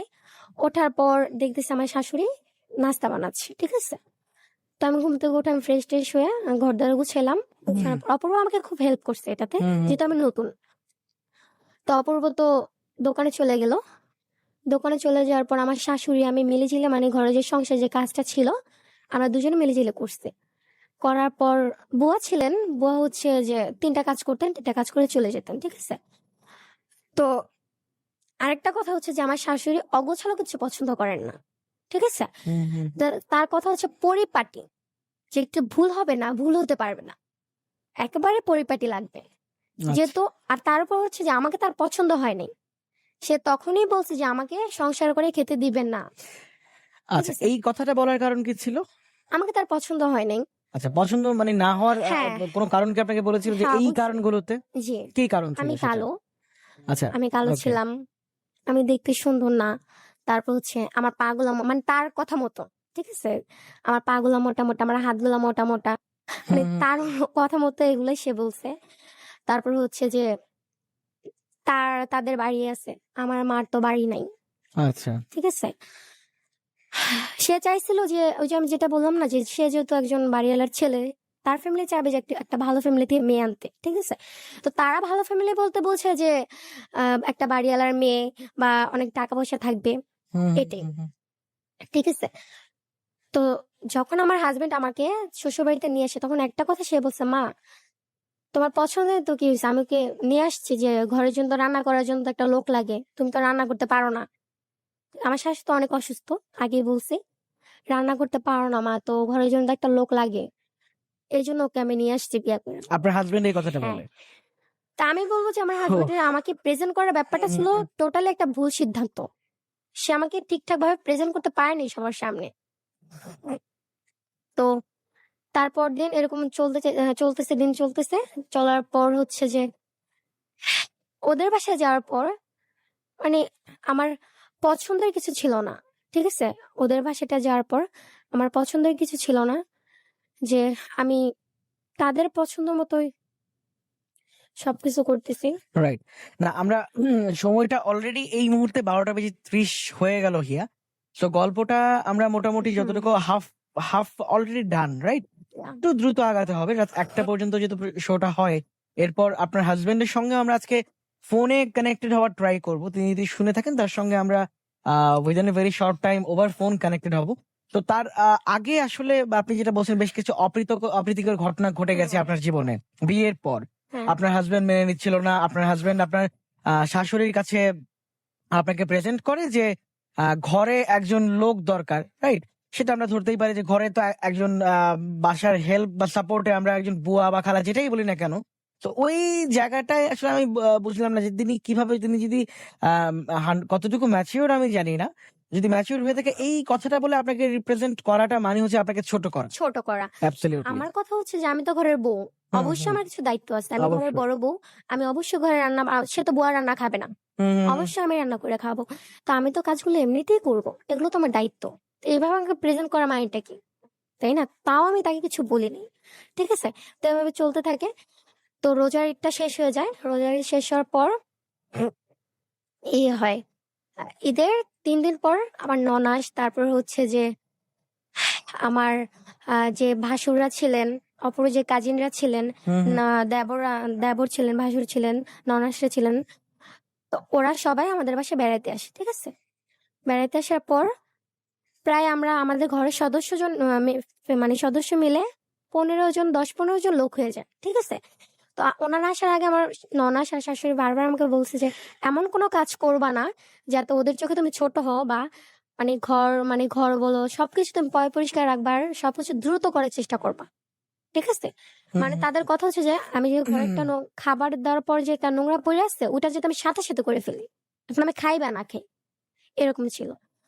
তো ওরা যখন আসলো তখন আমি ওনাদের কথা মতো যথাসাধ্য চেষ্টা করছি, ঠিক আছে। ওনাদের আমি 1 গ্লাস পানি নিয়েও খাইতে দেয়নি। তো তারপর এরকম চলতে থাকে। তো রাতে যখন খাবার দিই, ঠিক হুম আছে, হুম হুম খাবার দেওয়ার পর সবার খাওয়া শেষ হয়ে যায়। খাওয়া শেষ হওয়ার পর এখন আমার ভাসুর বলতেছে, মেঘলা, আম, সবাই বলতেছে আমাকে খাইতে বসতে, বাট আমি বলতেছি যে না, আমি একটু পরে বসবো, আপনারা খান, আমি পরে খাবো। কারণ হচ্ছে যে আমি ঘরের বউ, সবাইকে খাওয়া তারপর আমি খাবো।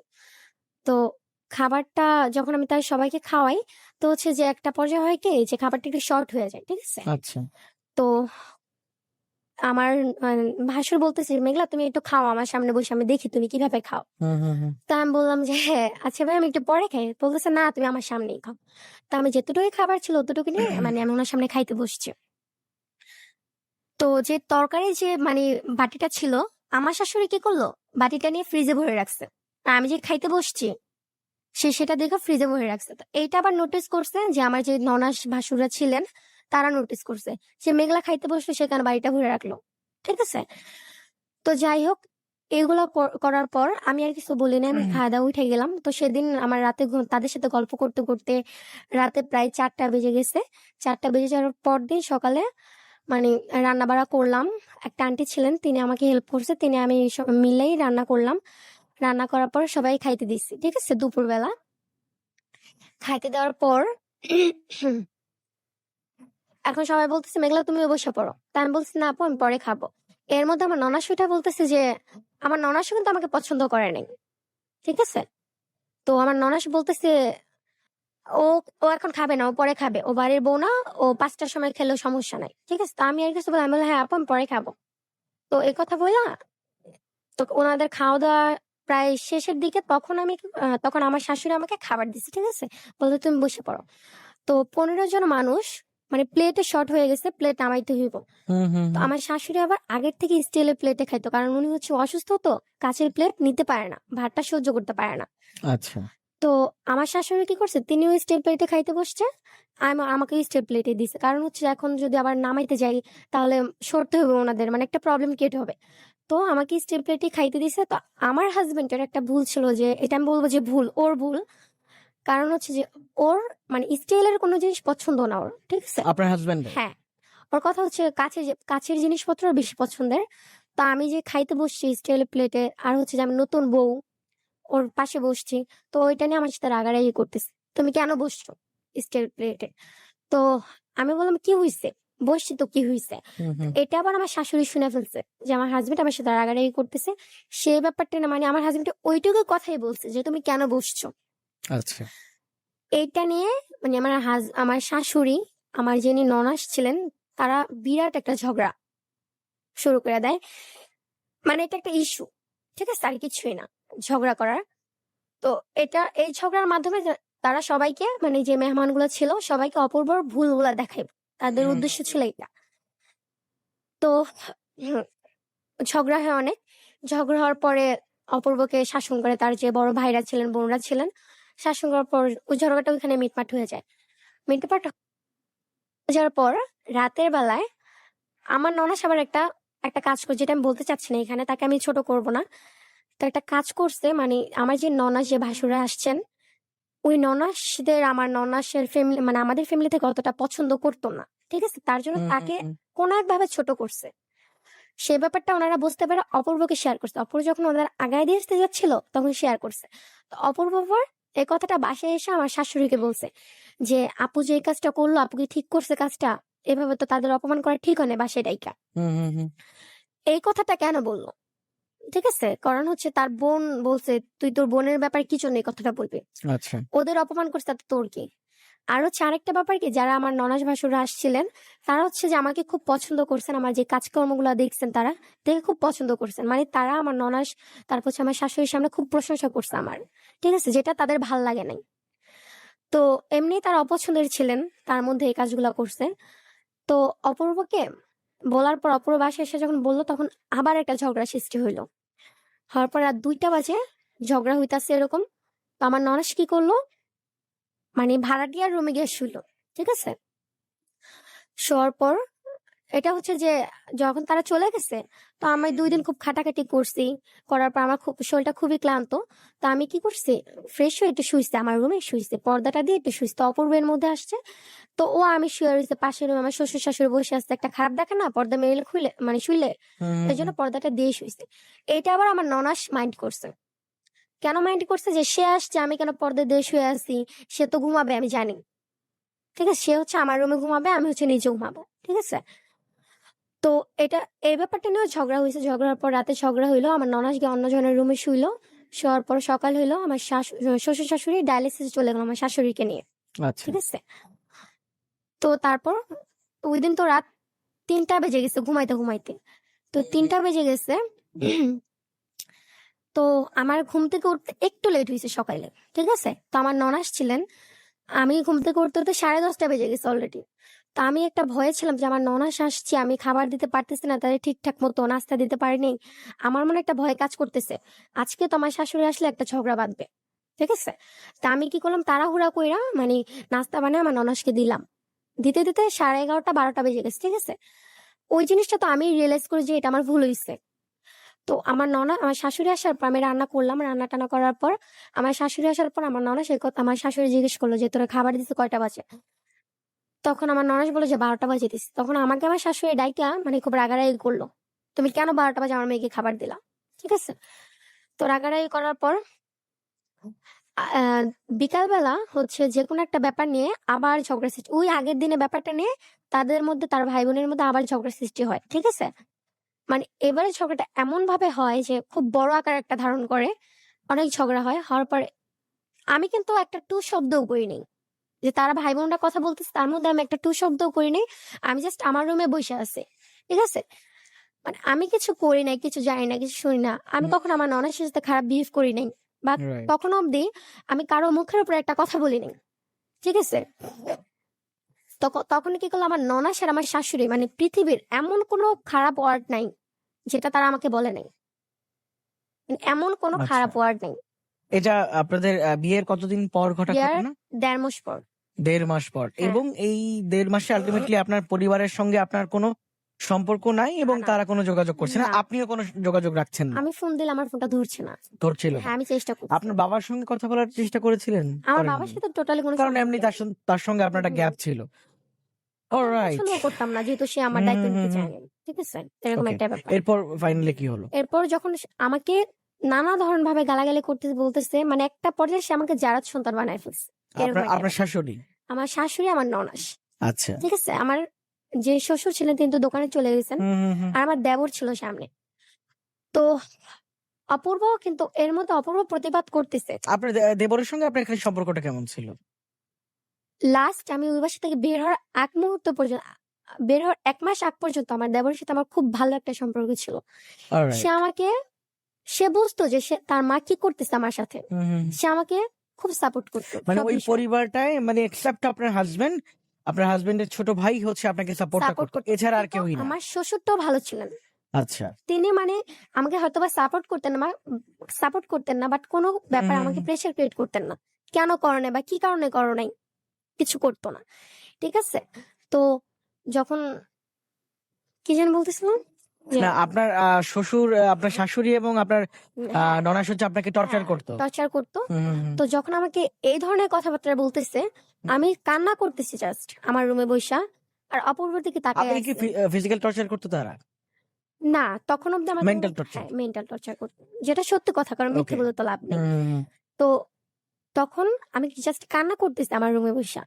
অপূর্ব কথা বলতেছে। ওর বোনের সাথে অপূর্ব জবাব দিচ্ছে। সেখানে তো আমার কিছু বলার নেই। যেহেতু আমার হাসব্যান্ড প্রতিবাদ করতেছে। আমি করতে গেলে একটা বেয়াদবি হয়ে যাবে সেখানে। তা আমি আর কিছু বলি না। আমি জাস্ট কান্নাই করতে একটা পর্যায়ে মানে আমার এমন একটা অবস্থা হলো যে আমি সহ্য করতে পারতেছি না এটা আর। ঠিক আছে? মানে আমার মাথায় খুব প্রেশার হচ্ছে। মানে আমি মাথা ধইরা মানে চিল্লাইতেছি। এরকম একটা অবস্থা। এর তো মধ্যে আপনার লেখাপড়া পুরোপুরি বন্ধ? হ্যাঁ, আমাকে তারা পড়াশোনা করাবে না। আচ্ছা। আমার শাশুড়ির কথা হচ্ছে যে, "তুমি আমাকে" ওই যে আমার হাসব্যান্ড বলছে, "তোমার সেবা করতে আনছি আম্মু, ঘরে কাজ করতে আনছি।" আচ্ছা। আমার শাশুড়ির কথা হচ্ছে যে, ও আমাকে আমার সেবা করতে আসছে। তাদের ওই অ্যাবিলিটিটা ছিল একটা মেয়েকে পড়ানোর মতো, কিন্তু তারা করেনি। এই না, তো? ছিল, অবশ্যই ছিল। আচ্ছা। তো এরকম একটা অবস্থায় তো আমার খুব মানে আমি চিল্লাইতেছি। ঠিক আছে? কান্না করতেছি আর মাথা ধইরা খুব কান্না করতেছি, চিল্লাইতেছি। মানে নিজের চুল নিজে টানতেছি। মানে এরকম আমি সহ্য করতে পারতেছি না আর ব্যাপারটা। আমার আমার দেবর আসছে হুম, হুম। আমার কাছে। আর আমার হাসব্যান্ড আসছে। আমার আচ্ছা। হাসব্যান্ড বলছে, তোমার কি হইছে? তোমার কি হইছে?" তো পাশের রুমের আন্টিরা এসে আমাকে হাত মুখে পানি-টানি দিল। তো আমাকে ঠিক করলো। আমার শাশুড়ি এসে বলতেছে যে, "ও নাটক করতেছে। ও নাটক করতেছে।" ঠিক আছে? ও নাটক করতেছে, ঝগড়া করার জন্য নাটক করতেছে। তখন আমার শাশুড়ি, ননাস ২ জন বলতেছে, "মেঘলা যদি এক বাপের সন্তান হয়ে থাকে তাহলে মেঘলা এখন এই বাসা থেকে বের হয়ে যাইব।" ঠিক আছে?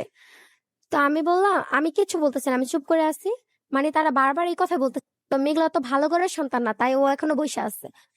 আমি আমার হাজবেন্ড জাস্ট বলতেছে যে তুমি চুপ করে বসে থাকো, আমি চুপ করে বসেই আছি। তো ঝগড়াটা গেল, তো সন্ধ্যার সময় ওইদিন, হ্যাঁ ওইদিন সন্ধ্যার সময় মানে এই ঝগড়া থামতেছে না। আর আমার ননাস কি করলো, আমার যে ভাসুর ছিলেন একজন, আহ, পাপ্পু ভাইয়া, যিনি, হুম। যার কথা আমি বললাম যে সে একটু সন্ত্রাস টাইপের। আচ্ছা, আমরা একটু দ্রুত করতে হবে মেঘলা, হ্যাঁ হ্যাঁ? হ্যাঁ। তো ওনাকে ডাক দিচ্ছে, ওনাকে ফোন দিয়ে বলতেছে অপূর্ব আর মুগ্ধ আমাকে মারতেছে, আমার আর আমুরে মারতেছে, ঠিক আছে। তো এই কথা বলে আমার ওই কয় তুমি এখনই আসো ভাইয়া। তো আমার ওই ভাসুরে আনলো, আনার পর উনি কিছু গুন্ডা ভাড়া করে নিয়ে আসছে, ঠিক আছে। আচ্ছা। কিছু লোকজন ভাড়া করে নিয়ে আসছে আমার দেবরকে আর আমার হাজবেন্ডকে মারার জন্য। তো আমার দেবরকে মারছে, প্রচন্ড ভাবে মারছে। তো আমার শাশুড়ি বলতেছে যে তুই যদি অপূর্বের না মারস তাহলে তুই কিয়ামতের দিন ঠেকা থাকবি, ঠিক আছে, তুই অপূর্বের মার, নাহলে তোর আমি কোনদিন ক্ষমা করুম না, এরকম আচ্ছা। একটা কথা। তো তারপর আমার হাজবেন্ডকে প্রচন্ড ভাবে মারা হয়। 3-4 জন মানুষ মিলে আমার হাজবেন্ডকে আপনার মারে। শাশুড়ি এই কাজটা করে? হ্যাঁ, আমার শ্বশুর শাশুড়ি দুজন মিলেই তখন, ঠিক আছে। আচ্ছা। প্রচুর 2-3 জন মানুষ মিলে একটা মানুষকে যে মারে, কি থাকে, তো মারতেছে। তো আমি ভাবতেছি আমাকে এসে বলতে আমি অন্য রুমে, আমাকে অন্য রুমে আটকায় রাখছে, আমাকে ওই রুমে যেতে দিচ্ছে না। তো বলতেছে যে তোমার ভালোর জন্যই করতেছে, তোমার ভালোর জন্যই করতেছে। তো একটা পর্যায়ে যখন আমার হাজবেন্ড চিল্লাইতেছে, বলতেছে মা আমারে বাঁচাও, বাবা আমাকে বাঁচাও, যখন ওনারা বাঁচাচ্ছে না তখন ও আমার নাম ধরে চিৎকার পারতেছে, বলতেছে মেঘলা আমাকে বাঁচাও, ঠিক আছে। তো এরকম একটা কথা। তো আমি গেছি, ওই রুমে গেছি, যাওয়ার পর দেখতেছে ওকে 3-4 জন মানুষ মিলে একসাথে মারতেছে, কেউ বুকের উপর পাড়া দিয়ে রাখছে, কি পিঠের উপর, এরকম ভাবে। ওইটা এই দেখা, এই টর্চারটা কেন করছিল? কারণ হচ্ছে ওনারা সব ছালটা একসাথে মিটিয়েছে, কারণ হচ্ছে আমাকে বিয়ে করছে একটা হচ্ছে কারণ, আচ্ছা। তারপর হচ্ছে আমার জন্য বোনের সাথে ঝগড়া করতেছে, ওই যে স্টিলের প্লেটে খাবার দিছে ওই ব্যাপারটা সূত্র ওই কেন্দ্র করে তারা এই ঝগড়াটা সৃষ্টি করছে, সব মিলা এই জন্য মারছে। মারার পর আমার হাজবেন্ডের পিঠে এমন একটা জায়গা নেই যে রক্ত জমা নেই, ঠিক আছে, এরকম একটা অবস্থা করে ফেলে। তা আমি তো খুব কান্নাকাটি করতেছি। তো আমার হাজবেন্ডকে বাসা থেকে বের করে দিবে, বলতেছে তুই তোর ওয়াইফ নিয়ে বের হয়ে যা। এর মধ্যে আমাকে আবার ওই রুমে এসে বলতেছে যে তুমি বের হবা না, তোমাকে যদি বলা হয় তুমি বের হবা না, বলবো যে আমি আমার শ্বশুর শাশুড়ির সাথে থাকবো। তা আমি যখন দেখলাম যে আমার হাজবেন্ডকে এইভাবে মারতেছে, আমি বলতেছি আমি চলে যাব, আমি আচ্ছা। চলে যাবো আমার হাজবেন্ডের সাথে। অপূর্ব কিন্তু আমাকে বলতেছে যে চলো তুমি চলো, হুম আমি হুম যাচ্ছি হুম না। হুম। যখন আমি বলছি যে আমি চলে যাবো চিল্লাম দিয়া, তখন আমার শাশুড়ি কি করলো, আমার ঘাটটা ধরে আমার বিছানায় ফিকে মারে ফালায় বলতেছে, মানে গালি গালাজ দিয়ে বলতেছে ওরও মার ধইরা, হুম হুম। গেটটা লাগে ওরও মার, বিভিন্ন ধরনের বিশ্রী ধরনের খারাপ ভাষা দিয়ে বলতেছে ওরও মার। তো এরকম করতে করতে আমি সন্ধ্যার সময় আমার শাশুড়ি, তারপর দিন হচ্ছে যে আমার শাশুড়ি আবার ঝগড়া, এই ব্যাপারটা নিয়ে ঝগড়া হয়, হওয়ার পর আমার শাশুড়ি বাসা থেকে বের হয়ে যায়, মানে আমি যদি এই বাসা থাকি সে থাকবে না। আচ্ছা। তো আমি ভাবলাম যে সে বের হয়ে যাবে, তার তো এটা বাড়ি, সে অসুস্থ, তার যদি একটা কিছু হয়ে যায়, যে জন্যই হয়েছে, সবসময় আমি দায়ী থাকবো চিরদিন, হুম। যে আমার জন্য হয়েছে। কিন্তু আপনার সঙ্গে তো অন্যায় হচ্ছিল প্রতিনিয়ত। হচ্ছিল সেটা তো আমার হাজবেন্ড প্রতিবাদ করছে, আমার মনে হচ্ছিল ওইটুকুই ঠিক আছে, আমার দরকার নেই কিছু বলার। তো আমি কি করলাম, আমার হাজবেন্ড কি করলো, আমি আমি বললাম যে আমি বাসায় চলে যাবো, আমার বাসায় চলে যাবো। তো আমার হাজবেন্ড আমাকে নিয়ে বের হয়ে গেছে, সন্ধ্যার দিকে আমার বাসায় চলে আসলাম। তারপর কিছুদিন পর আবার গেলাম ওদের বাসায়, আমরা নিজে থেকে গেছি, ঠিক আছে, 7 দিন পর আমরা নিজে থেকে গেছি, রাগটা কমার পর। যার পর এখন তো আমার শাশুড়ি মেনে নেবেন, তারপর আবার কোনোভাবে কনভিন্স করে এভাবে চলতেছে। আবার কিছুদিন পর আমি একটা রোববার, রোববার আমার হাজবেন্ডের অফ থাকে, তো আমি আমার হাজবেন্ডের সাথে একটু বের হয়েছি, ঠিক আছে। তো আমার শাশুড়ি সেদিন বাসায় ছিলেন না, আমার হাজবেন্ড আমাকে শ্বশুর কাছে ফোন দিয়ে বলছে যে আমি মেঘলাকে নিয়ে একটু বের হচ্ছি, ঠিক আছে। হুম হুম হুম। কিন্তু আমি বলিনি, তো আমার কথা হচ্ছে আমার হাজবেন্ড তো বলছে, এখানে আমার আচ্ছা। বলার কি আছে। তো আমি বলছি বাবাকে তুমি বলছো, বলছে হ্যাঁ বলছি। তো তখনই কি হলো, অপূর্বর সাথে আমি একটু বের হয়েছি, বেরোর পর বাসায় এসে দেখে আমার শ্বশুর শাশুড়ি আসছে। আমি কেন আমার শাশুড়িকে বইলা গেলাম না, সেজন্য সে গেটটা লাগাই দিচ্ছে, সে ঘরে ঢুকতে দিবে না। তো যাই হোক, দরজা অনেকক্ষণ নক করে ঘরে ঢুকলাম, বিরাট ঝগড়া ঘরের মধ্যে। এই সিম্পল সিম্পল ইস্যুগুলো নিয়ে মানে খুব হ্যাঁ বড় হ্যাঁ, কোনো ইস্যু তো নাই। না না কোনো বড় ইস্যু না। মানে আমার শাশুড়ির কথা হচ্ছে যে কোনো মত আমাকে মেন্টাল প্রেশার দিয়ে আমি যাতে নিজের ইচ্ছাকৃত এখান ভাবে থেকে যেন আপনি বেরিয়ে যান। বেরিয়ে যাই। হ্যাঁ, এক্স্যাক্টলি, দ্যাটস দ্য পয়েন্ট। আর কোনো আমরা কিছু না। Within a very short time মেঘলার হাজবেন্ডের সঙ্গে আমরা একটু ফোনে কানেক্টেড হতে চাই, এবং ওভার ফোন যখন আমরা কানেক্টেড হব তখন আরো বেশ কিছু কথা মনে হয় আমরা বুঝতে পারবো। সো শেষ পর্যন্ত মেঘলা কি হয়, মানে একটু যদি শর্টলি বলেন, বিকজ হ্যাঁ, আমাদের শোটা অলরেডি শেষের দিকে। তো লাস্টে যেদিন হয় কি, যেদিন অশান্তিটা হয়, ঝগড়া হয়, সেদিন একটা পর্যায়ে হয় কি, আমার দেবর যে আমাকে সাপোর্ট করতো সেটা তারা হুম সহ্য করতো না, ঠিক আছে। কেন সাপোর্ট করবে আম্মুকে, আমি তোর মা, তো আমাকে ছাড়া কেন অন্য একটা মেয়েকে সাপোর্ট করবি, এরকম একটা ব্যাপার। তো ওদের তো 2টা রুম ছিল, আমি যাওয়ার পরে ওর ভাইটা আমার শ্বশুর শাশুড়ির রুমে নিচে ঘুমাইতো, ঠিক আছে, কারণ 2 তলাটা তখনো কমপ্লিট হয় নাই। তো নিচে ঘুমানোর পর তো এই ব্যাপারটা ওকে বলতো, ও আসার পর তুই নিচে ঘুমাস এরকম সেরকম এগুলো বলতে বলতে একটা সময় ও আমার বিরুদ্ধে চলে গেল, ঠিক আছে। তো লাস্টে যেদিন ঝগড়াটা হয় সেদিন কি করলো, আমার দেবরের সাথে আমার সাথে আর আমার হচ্ছে আমার হাজবেন্ডের সাথে প্রচুর ভাবে একটা ঝগড়া হয়, ঠিক আছে। আচ্ছা, আপনার দেবরের সঙ্গে? হ্যাঁ, তো আমি আমার দেবরের সাথে কোনো ঝগড়া করে জাস্ট একটা কথাই বলছি, ঠিক আছে। তো বলার পর আমার দেবর কি করছে, মানে আমার হাজবেন্ডকে মারতে আসছে। আমার শ্বশুর ধইরা রাখছে আমার হাজবেন্ডকে, আমার দেবর আমার হাজবেন্ডকে মারতেছে। আমার হাজবেন্ডকে তো মারতেছে, আমি সামনে ছিলাম, আমার দেবর আমাকেও মারতেছে। আচ্ছা, যে দেবরের সঙ্গে আপনার সম্পর্কটা খুব ভালো ছিল। খুব ভালো ছিল। একটা সময় যে ও আর আমি একই বিছানায় ঘুমাইছি, এমন একটা সময় গেছে যে ওর ভাই ছিল না বাসায়, এত একটা মিল ছিল। তো ও আমাকে মারছে।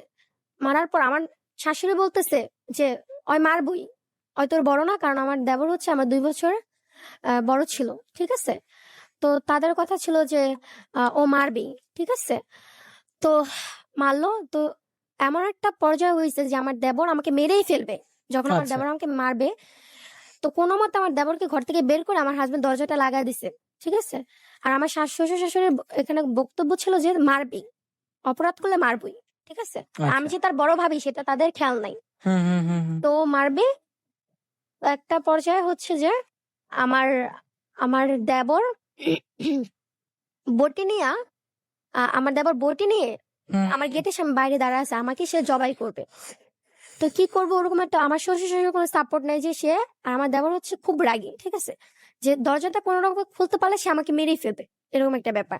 তো আমার হাজবেন্ড কি করছে, ওর বন্ধু বান্ধব কিছু ডাকাইলো ফোন দিয়া যে তোরা একটু বাইরে থাক, আমরা জাস্ট বের হবো বাসায়, এমন একটা ব্যাপার যে এখানে থাকলে মেরে ফেলবে।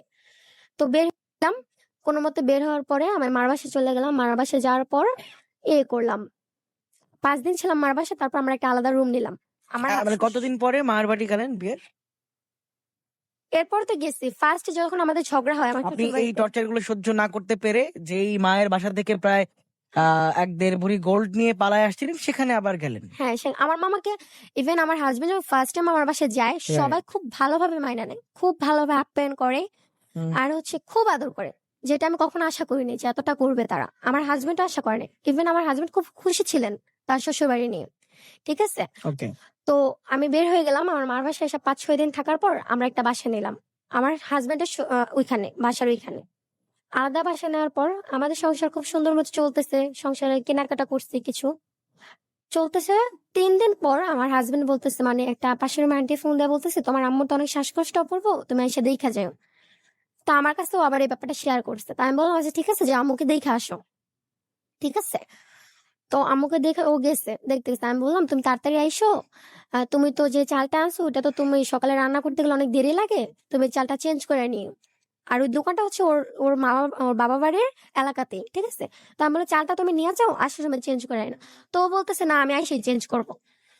তো তো ওরা আমি ফোন দিতেছি, 1 ঘন্টা হয়ে যাওয়ার পর ওকে আমি ফোন দিতেছি, ও আমার ফোনটা ধরতেছে না, কাইটে দিতেছে, ঠিক আছে।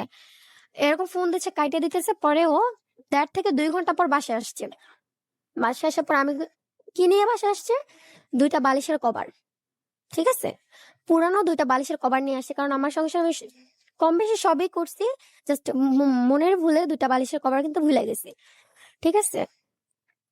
তো যখন বালিশের কভার নিয়ে আসি তখন আমি বললাম যে তুমি কেন এগুলো আনছো, কারণ যখন আমি ওর বাসা থেকে বেরোছি তখন আমি বলছি তোমার বাবা মা আমার বাসায় এসে খাবে দাবে থাকবে, ওটা আমার কোনো আপত্তি নাই, আমি তাদের যথেষ্ট করব। তুমি ওই বাসায় যাবে আমার ঠিক আছে, কিন্তু আমার বাসায় কখনো তাদের বাসা থেকে কিছু আনবা না। আচ্ছা। কারণ যে বাসা থেকে আমার রাত 11:30 বাজে আমার এভাবে বের হয়ে আসতে হয়েছে, বা তারা বের করে দিছে আমাকে, আমার বাবা বাড়ি হচ্ছে মিরপুরে, আর আমি থাকি তখন কদমতলিতে, কতটুকু ডিস্টেন্স। তো আমি এত রাতে কই আসবো, তারা কিন্তু একটা বারো ভাবে নাই যে তোমরা সকালে যাও, একটা বারো বলে নাই, ভাবলে যে এই মেয়েটাকে নিয়ে কোথায় যাবে।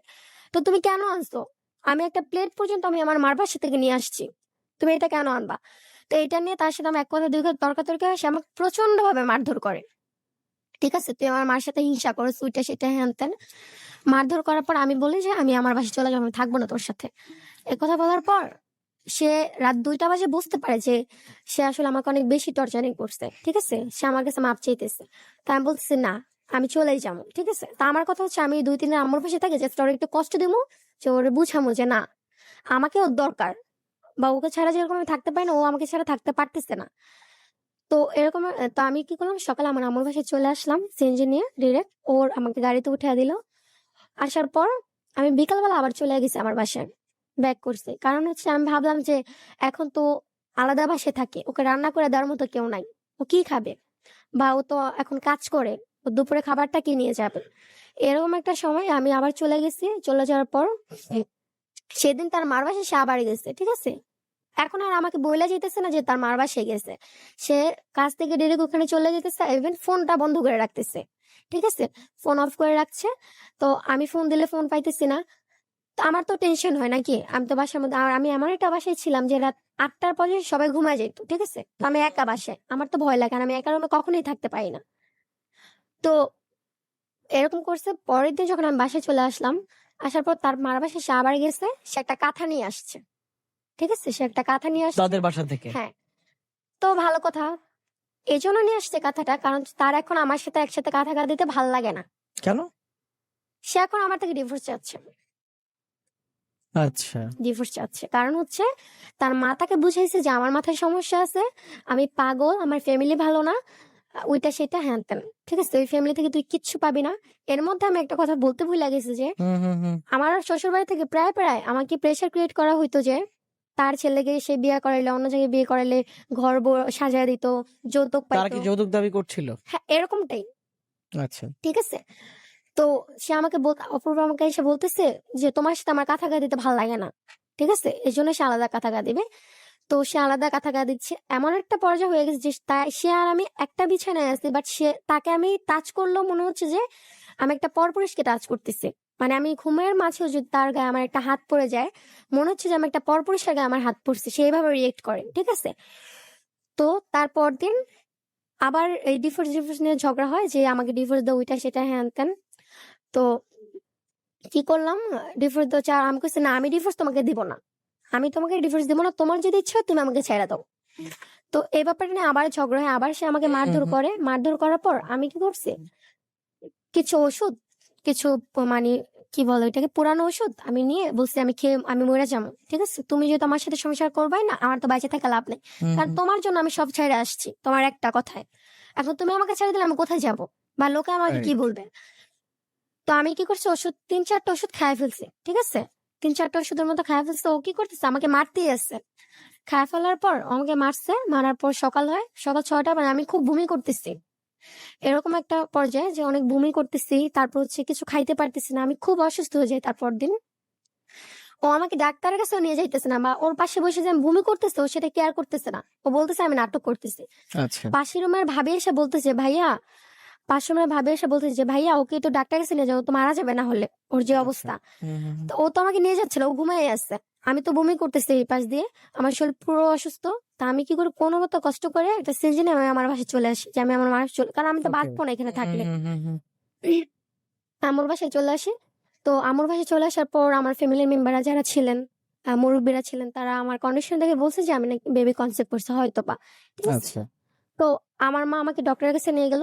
নিয়ে যাওয়ার পর শিওর হইলাম যে আসলে আমি বেবি কনসেপ্ট করছি।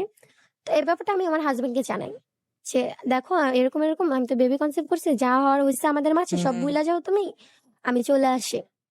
সে ডিরেক্ট অস্বীকার করতেছে। মানে? মানে তার কথা হচ্ছে এ বাচ্চা আমার না, মানে এ বাচ্চা আমার না, কেন তোমার না, কারণ হচ্ছে যে আমার বাসায় থাকতে কেন ধরা ফাইনালি কি হয়? তারপর তো সে আমাকে প্রচন্ড মারধর করার পর এমন ভাবে মারধর করে যে আমার মাথা ফাটায় ফেলে সে, ঠিক আছে। তো আমি কি করি, সে টিভির সাউন্ড যখন বাড়া দেয় যাতে আমার শব্দটা যে বাহির না যায়, তা আমি কোনো মতে গেটটা খুলে বাইরে চলে আসছি, কারণ আমি আর সহ্য করতে পারতেছি না, প্রতিনিয়ত এরকম মার খেয়ে আমি থাকতে পারতেছি না। তো আমি বাইরে চলে আসি, বাইরে অনেক চিল্লাচিল্লি করি, মানুষজন আশেপাশে যে মানুষজন থাকে তারা বের হয়। বের হওয়ার পর তারাও শোনে যে প্রতিদিন আমার ঘরের মধ্যে কিছু একটা হয়, আর তারা বলতে সাহস পায় না। তো এরকম একটা সময় আমি আমার আম্মুকে ফোন দিই যে আম্মু তুমি আসো, আমি এখানে আর থাকবো না, আমি চলে যাব, তুমি পুলিশ নিয়ে আসো। ওকে ভয় দেখানোর জন্য জাস্ট বলছি যে তুমি পুলিশ নিয়ে আসো, আমি এখানে থাকবো না, ও আমাকে মাইরা মাথা ফেটে ফেলছে। তো হুম। পাশের আমার ভাবিরা বলতেছে যে আপা আপনি আপনার মেয়েকে এসে নিয়ে যান, না হলে তো আপনার মেয়েকে মেরে ফেলবে এনারা, ঠিক আছে। তো মানে সবাই ধরে রাখতে পারতেছে না, সে আমাকে মারতেছে সবার সামনেই। তো একটা পর্যায়ে হয় কি সেও বলতেছে যে হ্যাঁ আপনি আসেন, আপনার মেয়েকে নিয়ে আসেন, নাহলে আপনার মেয়ে তো একটা দুর্ঘটনা ঘটায় ফেলবে এখানে, পরে সেটা দায়ভার কে নিবে। তো আম্মু কি করছে, আচ্ছা ঠিক আছে আম্মুর ওখানে একটা আঙ্কেলকে নিয়ে, আমার যে বাড়িওয়ালা আঙ্কেল ছিল ওনাকে নিয়ে, এত রাতে কাকে নিয়ে আসবে, কে আসবে, রাত বাজে তখন 2টা 2:30। তো তখন আমার দুইটা মামা ছিল, ওই আঙ্কেলটা ছিল, আর আম্মু আসছে। আসার পর সে বাসা থেকে বের হয়ে গেছে, সে বলতেছে আচ্ছা ঠিক আছে আমি একটু আসতেছি, আমার আম্মু আসার আগে। আম্মু যখন ফাইনালি আসলো তখন সে বলতেছে যে আমি এখন বাসায় আসতে পারবো না, মানে সে বাসা থেকে পালাইছে। ঠিক আছে, আমার কথা সে পালাইছে, কারণ হুম হুম হুম সে বলতেছে যে আমি এখন আসতে পারবো না, আপনারা সকাল 8টা পর্যন্ত ওয়েট করুন, দেন আমি আসবো।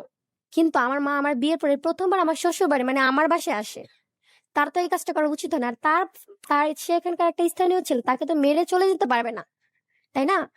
তো সে চলে গেছে, তো তখন কি করবো, আমি কোনো মতো কষ্ট মষ্ট করে আমার আম্মুকে বাসায় আনলাম। আনার পর আমার মা আমাকে নিয়ে গেলো, আমাকে নিয়ে যাওয়ার আগে তাকে ফোন দেওয়া হয়েছে, বাড়িওয়ালা ফোন দিয়ে, আপনার ওয়াইফকে তো নিয়ে যাচ্ছে, আপনি কি আসবেন? হুম হুম হুম। সে বলতেছে যে আহ আমি এখন আসতে পারবো না, সকালে আসবো, ওয়েট করতে বলেন তাদের। ঠিক আছে, সে কিন্তু অলরেডি তার বাসায় তখন। আপনার হাজবেন্ড? হ্যাঁ, তার বাসায়, আচ্ছা। তার বাসায়। কিন্তু আমি একটা কথা বলি, যখন আমি তাকে নিয়ে বের হয়ে গেছিলাম বাসা থেকে, তখন আমার শ্বশুর শাশুড়ি বলছে যে আহ তাকে ত্যায্য করে দিছে, তাকে আর কখনো বাসায় উঠাবে না। ঠিক আছে, তো সে অলরেডি তার বাসায় চলে গেছে। তারপর আমার মা আমাকে নিয়ে গেল, যেহেতু আমার এত খারাপ একটা কন্ডিশন, নিয়ে যাওয়ার পর সে 3 দিন পর আমাকে ফোন দেয় যে তুমি কেন গেছো, হুম কার হুম থেকে হুম। পারমিশন নিয়ে গেছো, এখন যেহেতু তোমার মা নিয়ে গেছে তোমার মাকে বলো দিয়ে যেতে। আচ্ছা। এখন আমার ফ্যামিলির কাছে বুঝাই দিয়ে যেতে হইব। তো আমি বললাম কেন আমার মা দিয়ে যাবে, আমার মা দিয়ে যাবে না, তুমি এসে নিয়ে যাও। তো এরকম করতে করতে অনেক ঝগড়া হচ্ছে। সে আমাকে একবার নিতে আসছিল। মেঘলা, একটু ফাস্ট করতে হবে, আমাদের হ্যাঁ, নির্ধারিত সময় সে রাত 1টা অলরেডি ক্রস, সো প্লিজ একটু হ্যাঁ, ফাস্ট করতে হবে। তো সে আমাকে একবার নিতে আসছিল, বাট আমার ফ্যামিলি থেকে দেওয়া হয় না, কারণ হচ্ছে যে সে আমাকে আবার নিয়ে যাবে, আবার এভাবে মারধর করবে। এভাবে কন্টিনিউ এই জিনিসগুলো চলছিল তোমার চলছিল সঙ্গে? ইভেন আচ্ছা। আমি যে আমার মার বাসায় চলে আসার পরেও সে আমাকে নন স্টপ ফোন দিয়ে সে একটা মানে ঝগড়া করতেছে। ঠিক আছে, তো এর মধ্যে একবার আমি ওই বাসায় যাই, মানে ওই এলাকায় যাই, ওদের এলাকায় যাই, কারণ হচ্ছে আমার জামা কাপড় কিছু আমি রেখে আসছিলাম পরার জন্য, যেগুলো আমি রাখছিলাম। তো আমার জামা কাপড়গুলো আমি আনতে যাই, সেখানে আমার একটা যে বিয়ের পর যে ছোট ভাইয়ের বাসায় ছিলাম, ওর মা আমাকে দেখে নাই, তখন বাসায় ছিল না, ওর মা আমাকে দেখতে চাইছে। তো আমি যাচ্ছিলাম একটা টেলার্স দোকানে, যেখানে হুম আমার হুম জামা হুম হুম। কাপড়গুলো। তো ছোট ভাইটা আমাকে পিছন থেকে ডাক দিছে দেখা, যে ভাবি আপনি এখানে? পরে আমি বললাম হ্যাঁ ভাইয়া। তো ওর সাথে কথাবার্তা বলতে বলতে বলতেছি আম্মু তো বাসায় আছে, তো ভাবি আপনাকে তো দেখতে চাইছিল আম্মু। তো আমি বললাম আচ্ছা ঠিক আছে, যেহেতু আসছি তাহলে চলো আন্টির সাথে একটু দেখা করেছি, আমি তো জামা কাপড় নিতে আসছি। তো যখন গেলাম তখন আমি ভাবলাম যে আমি এখানে আসছি অপূর্বকে একবার না দেখে চলে যাব। ওকে। তো আমি কি করলাম, ছোট ভাইটাকে বললাম ভাইয়া তুমি একটা তোমার ভাইয়ের নাম্বার একটা ফোন দিয়ে বলো যে ভাইয়া ভাবিকে তো দেখলাম, কারণ ও এই কথাটা শোনার পর অবশ্যই যে চলে আসে এখানে খোঁজ করতে এলাকায়। তো ও একটু অবাক হলো যে মেঘলা ওকে দেখছো। তো ফোনটা রেখে দেওয়ার পর ও কি করছে, আমি যেটা ভাবছিলাম যে ও চলে আসবে আমাকে দেখতে, ও আমার মাকে ফোন দিছে। আমার মাকে ফোন দেয়া বলতেছে আপনি তো ব্যবসা করতে গেছেন, আপনার মেয়েকেও তো এক জায়গায় ব্যবসা করতে পাঠাইছেন। ঠিক আছে, আচ্ছা, এরকম আপনার আপনার ধরনের কথা। হাজবেন্ড এই কথাগুলো হ্যাঁ, আমার মাকে আমি আবার বলে দিচ্ছি মা, ওকে। তোমাকে ও যাই বলুক তুমি রেকর্ড করে রাখবা, তুমি ওর সাথে হুম কোনো হুম খারাপ হুম বিহেভ হুম। করবা না, কারণ ও তোমার বাড়ির জামাই। তা আমার মাকে সবাই বলে দিছে। তো আমি আবার আম্মুর ফোনে রেকর্ডিং চালু করে রাখছিলাম। আম্মুকেও মানে বিশ্রী বিশ্রী ভাষা বকাবকি করছে, আচ্ছা, সেগুলো যেগুলো আমরা নাই শুনলাম, ঠিক আছে। তারপর? করার পর আমার মা তো, আমি মাকে ফোন দিচ্ছি যে আমি এতক্ষণ ধরে আসছি, আম্মু তো চিন্তা করতেছে, হুম। আম্মুকে একটা ফোন দেই। তো আম্মু ফোনটা ধরে কান্না করতেছে, বলতেছে আমি আজকে গলায় ফাঁসি দিয়ে মরে যাবো, আমি এমও কাউরে দেখাইতে পারবো না। পর আমি বলছি কি হয়েছে তোমার, কি হয়েছে, জাস্ট আমি এটা জিজ্ঞেস করতেছি। তোর জামাই আমার ফোন দিয়ে আজকে যা বলছে এরপর আমার বাইচে থাকা সম্ভব না। আমি বলি, কি বলছে বলো, বলতেছে রেকর্ড করা আছে বাসায় আয় শুনিস। তো আমি কি করছি, ওইখানে আর বেশিক্ষণ দেরি না কইরা আমি বাসায় চলে গেছি। গিয়া শুনলাম রেকর্ড, নিজের কানে শুনলাম, কারণ মার কথা হুম। তো অনেক সময় বিশ্বাস নাও হইতে পারে যে। আচ্ছা। তো রেকর্ড গুলা শুনলাম, সবাইকে শুনাইলাম, আমার ফ্যামিলি মেম্বার গুলা। শোনানোর পর হুম হুম সে আমার নামে বদনাম বের করছে কি, যে আমি যে তার এখানে গেছি, আমরা যে ভাড়া বাসায় ছিলাম, হুম। সেখানে আমি একটা ছেলেকে নিয়ে 1-1.5 ঘন্টা রুমে ছিলাম। আচ্ছা, তা আমার আপনার কথা, হাজবেন্ড এই কথাটা হ্যাঁ, ছড়ায়? তা আমার কথা হলো যে এই কাজটা আমি ও। করিনি, তারপরে সে এই কাজটা ছড়াইছে। এই কাজটা আমি করলে তুমি কি করতা? হুম হুম হুম। তো আমি যখন ছিলাম 1-1.5 ঘন্টা রুমের মধ্যে, তা আমার তো বিয়ে হইছে, একটা বাড়িওয়ালা যখন জানে যে ওর বিয়ে হইছে, ওর হাজবেন্ড আছে, তখন আরেকটা ছেলেকে নিয়ে, সে হয়তোবা আমি পরিচয় দিলাম, ঠিক আছে, ও বলছে আমি নাকি মামাতো ভাই হিসেবে পরিচয় দিছি। হুম হুম হুম। তো মামাতো ভাই হিসেবে পরিচয় দিয়ে যদি আমি একটা গেট লাগাই লক করে যদি আমি লাইট অফ করে যদি 1-1.5 ঘন্টা থাকি, তো একটা মানুষ কি সন্দেহজনক হবে না, বলবে না? অবশ্য আশেপাশে ভাড়াটিয়া গুলো তো বলবে যে ওর হাজবেন্ড আছে, ও এতক্ষণ কি করে। আমার ভাই আসবে, আমি আপ্যায়ন করবো, খাওয়া দাওয়া করাবো, ওটিস একটা অন্য ব্যাপার, তাই না? আমি নাকি রুমে ছিলাম। তো আয়সা পড়ছে, বলতেছে ছবি তুলে রাখছে ওইটা সেটা, মানে সে কিন্তু আলটিমেটলি আমাকে ছোট করার জন্য এই কথাগুলো বলতেছে, সবার রাইট। চোখে খারাপ করার জন্য বলতেছে। তো যাই হোক, বলা বলির পর সে একবার আমাকে নিতে আসছিল, আসার পর আমি যাইনি। তো একটা পর্যায়ে সে আমাকে ডিভোর্স পেপার পাঠায় কতদিন পর? 6-7 মাস পর। এর ফাইনালি আপনাদের 6 থেকে 7 মাস মানে কতদিন সংসার করেন? 6 মাস আমি সংসার করি, 6 মাস। 6 মাস পর ডিভোর্স হয়ে যায়। হ্যাঁ, না 6 মাস পরে ডিভোর্স হয় না, আচ্ছা। মূলত 10-11 মাস পরে ডিভোর্সটা হয়, ঠিক আছে? তো আমি 6 মাস ওর এখানে থাকি, তারপর বাট আম্মু তো সো ফার নিয়ে আই আসে নো আমাকে, বাংলাদেশের ল অনুযায়ী 1 বছরের মাথায় তো ডিভোর্স হয় না। ঠিক আছে? তো আমাকে নিয়ে আসছে, তো আমাকে ডিভোর্স পেপারটা ও নিজে এসে আমাকে হ্যাঁ অ্যালার্ট হ্যাঁ হ্যাঁ পেপারটা হ্যাঁ দিয়ে হ্যাঁ। গেছে। বাট আচ্ছা। অ্যালার্ট পেপারটা ছাড়া আমার কাছে ডিভোর্স পেপারে কোনো ডকুমেন্ট নাই, আজ পর্যন্ত নাই। তো ওর কথা মতো আমাকে ডিভোর্স দিয়ে দিছে। তো আমাকে দিল না আমার বাবা মা, কারণ হচ্ছে ও যদি আমাকে নিয়ে আবার মারধর করে, বলছে তোমার ফ্যামিলি নিয়ে আসো তাহলে দিব। তো আর আসে নাই, তো এভাবে চলতে গেলে ওর সাথে আর কোনো যোগাযোগ নাই। কিছুদিন পর সে আমাকে আবার নক করে, ঠিক আছে? নক করে কনভিন্স করে যে তোমাকে ছেড়ে থাকতে পারছি না, বা তোমাকে মিস করি, পুরানো কথাগুলো আমাকে বলে আমাকে আবেগী বানায় ফেলতেছে আবার। তো আমি তোরে ভালোবাসি, তাই না? আর তখনও অব্দি আমার সংসার করার ইচ্ছাটা আছে যে আমি সংসার করব। তা আমিও কনভিন্স হয়ে যাই। হয়ে যাওয়ার পর সে আমাকে বলতেছে, সে আমাকে এর মধ্যে সে আমাকে অনেকবার নক করছে, ঠিক আছে, ওগুলো আমি বলতেছি না। তো ফাইনালি যখন সে আমাকে নক করে বলতে সে আমাকে নিয়ে যাবে, তো আমি তাকে এমনও সময় দিছি যে তুমি আমার থেকে 3টা বছর সময় নাও, তোমাকে আমি 3টা বছর সময় দিলাম, এই 3 বছর আমি কিচ্ছু করবো না, আমি আমার মার বাসায় হুম থাকবো। হুম হুম হুম। ইভেন আমাকে তোমার একটা খরচও দিতে হবে না, 1 টাকা। তুমি নিজের পায়ে দাঁড়াও, তোমার তো আচ্ছা। কিছু নাই, তোমার বাবার আছে। বাড়ি থাকলে তোমার বাবার, দোকান থাকলে তোমার বাবার, তোমার কিছু নাই। আর সেই জন্য আজকে তোমার ফ্যামিলি তোমার কথা শুনতেছে না। তো তুমি নিজে একটা কিছু করো, আমি ওকে বলছি। এই কথাগুলো কার ছিল? মানে আপনার কথা ছিল আপনার হাজবেন্ডের প্রতি, হ্যাঁ, তাই তো? আমার কথা ছিল। আচ্ছা। আমি তোমাকে 3টা বছর সময় দিলাম, তুমি নিজে করো, আমি থাকবো, আমি মানে থাকবো। এত কিছুর পরেও আপনার মাকে খুব বাজে ভাষায় বকাবকি করলো, আপনাকে টর্চার করলো, এর আপনার মধ্যে সরি, আমি সন্তানটাকে আপনি নিজে মিসক্যারেজ করলেন, এর পরেও? আমি একটা কথা ভুল করছি, যেটা আমার একটা অন্যায় ছিল। হ্যাঁ আমার মাকে যখন সে বকাবকি করলো, আমি হ্যাঁ। রেকর্ডটা শুনলাম, আমার মাথা ঠিক ছিল না। হুম হুম আমি হুম। তাকে নন স্টপ ফোন দিচ্ছি যে আচ্ছা। কেন বকাবকি করলো, সে আমাকেই রাইট করতো, আমি তার রাইট। ওয়াইফ, অধিকার আছে তার। হুম হুম হুম হুম। যখন আমি তাকে পাচ্ছি না, তখন তার মাকে আমি ফোন দিচ্ছি, সেম ভুলটা আমিও করছি। আমি তার মাসে, আপনিও করলেন? হ্যাঁ, তাহলে আপনার আর তার মধ্যে পার্থক্যটা কোথায় রইলো? আমি যদি ভুল করে থাকি, হ্যাঁ। আমি সেটা করছি, আমি সেটা স্বীকার করতেছি, হুম। ঠিক আছে? আমি সেটা ভুল করছি, কারণ আমার মাকে যখন এই কথাগুলো বলছে আমার মাথা ঠিক ছিল না, আমি তাকে ফোন দিচ্ছি, খুব স্বাভাবিক। সে আমার ফোনটা ধরতেছে না। আপনিও রিভেঞ্জটা নিয়ে নিলেন আপনার শাশুড়িকে কল করে। হ্যাঁ, কল করে, দ্যাটস ইট। হ্যাঁ। তো তারপর এভাবে চলে গেল। তো সে আমাকে নিতে আসবে। আমার মা তো দিবেই না ওর কাছে। ঠিক আছে? আমার ফ্যামিলি ওকে দেখতেই পারতেছে না এখন। ইভেন আমার ফ্যামিলির প্রত্যেকটা মেম্বারকেও ফোন দিয়ে বকাবাজি করছে সেই দিন। তো আমি যেভাবেই হোক আমার নানুকে কনভিন্স করলাম, আমার নানু আমার মাকে কনভিন্স করলো। মানে খুব কষ্ট করে সবাইকে ম্যানেজ করলাম। সে আমাকে নিতে আসবে। 13ই জুলাই সে আমাকে নিতে আসছে। নিতেও আসছে। আমার মা তো আচ্ছা। বাজার-টাজার করছে, বাড়ির জামাই আসতেছে। হুম হুম। বা সেও 2 হাত ভরেই আসছে। ঠিক আছে? জামাইয়ের মতোই আসছে। আসার পর রাতটা কাটলো। তো রাতের মধ্যে সে আমাকে সারারাত সে ঘুমায় না। সে আমাকে অনেকগুলো কথা বলছে। "বাবু, তোমার সাথে যদি আমি কখনো এরকম কোনো খারাপ কাজ করি, তুমি কি আমাকে ভুল বুঝবা নাকি? অথবা তুমি কখনো আমাকে ধোঁকাবাজ ভাইবো না। আমি যত যাই করি। কারণ আমি তোমাকে ভালোবাসি।" মানে সে বুঝাচ্ছে সে পরিস্থিতির শিকার হয়ে এগুলো করতেছে। সে আমার সাথে আচ্ছা। যাই করতেছে। তো তো আমি খুব কান্নাকাটি করতেছি, সেও খুব কান্নাকাটি করছে সেদিন রাতে। কিন্তু সকালে কিন্তু আমাকে সে নিয়ে চলে যাবে। আচ্ছা। তো এরকম একটা সময় পরে কি ফাইনালি সকালে নিল? না। তো আচ্ছা। সকালে যখন ঘুম থেকে ওঠার পর ফ্রেশ-ট্রেশ হলাম, নাস্তা করলাম। সে স্মোক করার নাম দিয়ে বের হইছে। আমাকে বইলা গেছে, "তুমি রেডি হও, আমি আসতেছি।" হুম। আমি তো রেডি-মেডি হয়ে এটা বলেই পালাই গেল। হ্যাঁ, রেডি হয়ে ব্যাগটা গুছিয়ে বসে আছি। হুম। দেন তাকে আমি ফোন দিচ্ছি, সে আসতেছে না। বলতেছে, "আসতেছি।" ৩য় বার যখন ফোন দিলাম, সে আমার নাম্বারটা কাইটা ব্ল্যাক লিস্টে ফালায় দিছে। জাস্ট একটা মেসেজ করছে। মেসেজটা এমন ছিল কি যে, ছিল লেখাটা? "তোমার বালিশের কভারের ভিতরে একটা চিঠি আছে, ওইটা পড়ো। আর আমাকে কখনো কল দিও না। আমি চাইছি, বাট আমি নিরুপায়। তোমরা সবাই আমাকে ক্ষমা করে দিও।" এইটুকুই। চিঠিটা যখন আমি আমি আমি স্টপ হয়ে দাঁড়ায় আছি জাস্ট। আমি কিছু বলতে পারতেছি না। তখন অব্দি আমি রেডিওর আগ অব্দি আমার আম্মু আমাকে বলতেছে, "তুই যাইস না। কারণ ও নিয়ে তোরে মাইরেও ফেলতে পারে।" এমন একটা অবিশ্বাস তৈরি হইছে আমার এখন মাধ্যমে। ফাইনালি মায়ের সঙ্গেই আছেন, এই তো? হ্যাঁ, তো আমাকে নিল না। চিঠিটা যখন আমি পড়লাম, খুব কান্নাকাটি করতেছি। আমার ফ্যামিলির সবাই। হুম, হুম। আমার যে বেস্ট ফ্রেন্ড ছিল ও আমাকে জড়ায় ধরে খুব কান্নাকাটি করতেছে। এমন একটা সিচুয়েশন আসছে কিভাবে করলো? তো তারপর শেষ।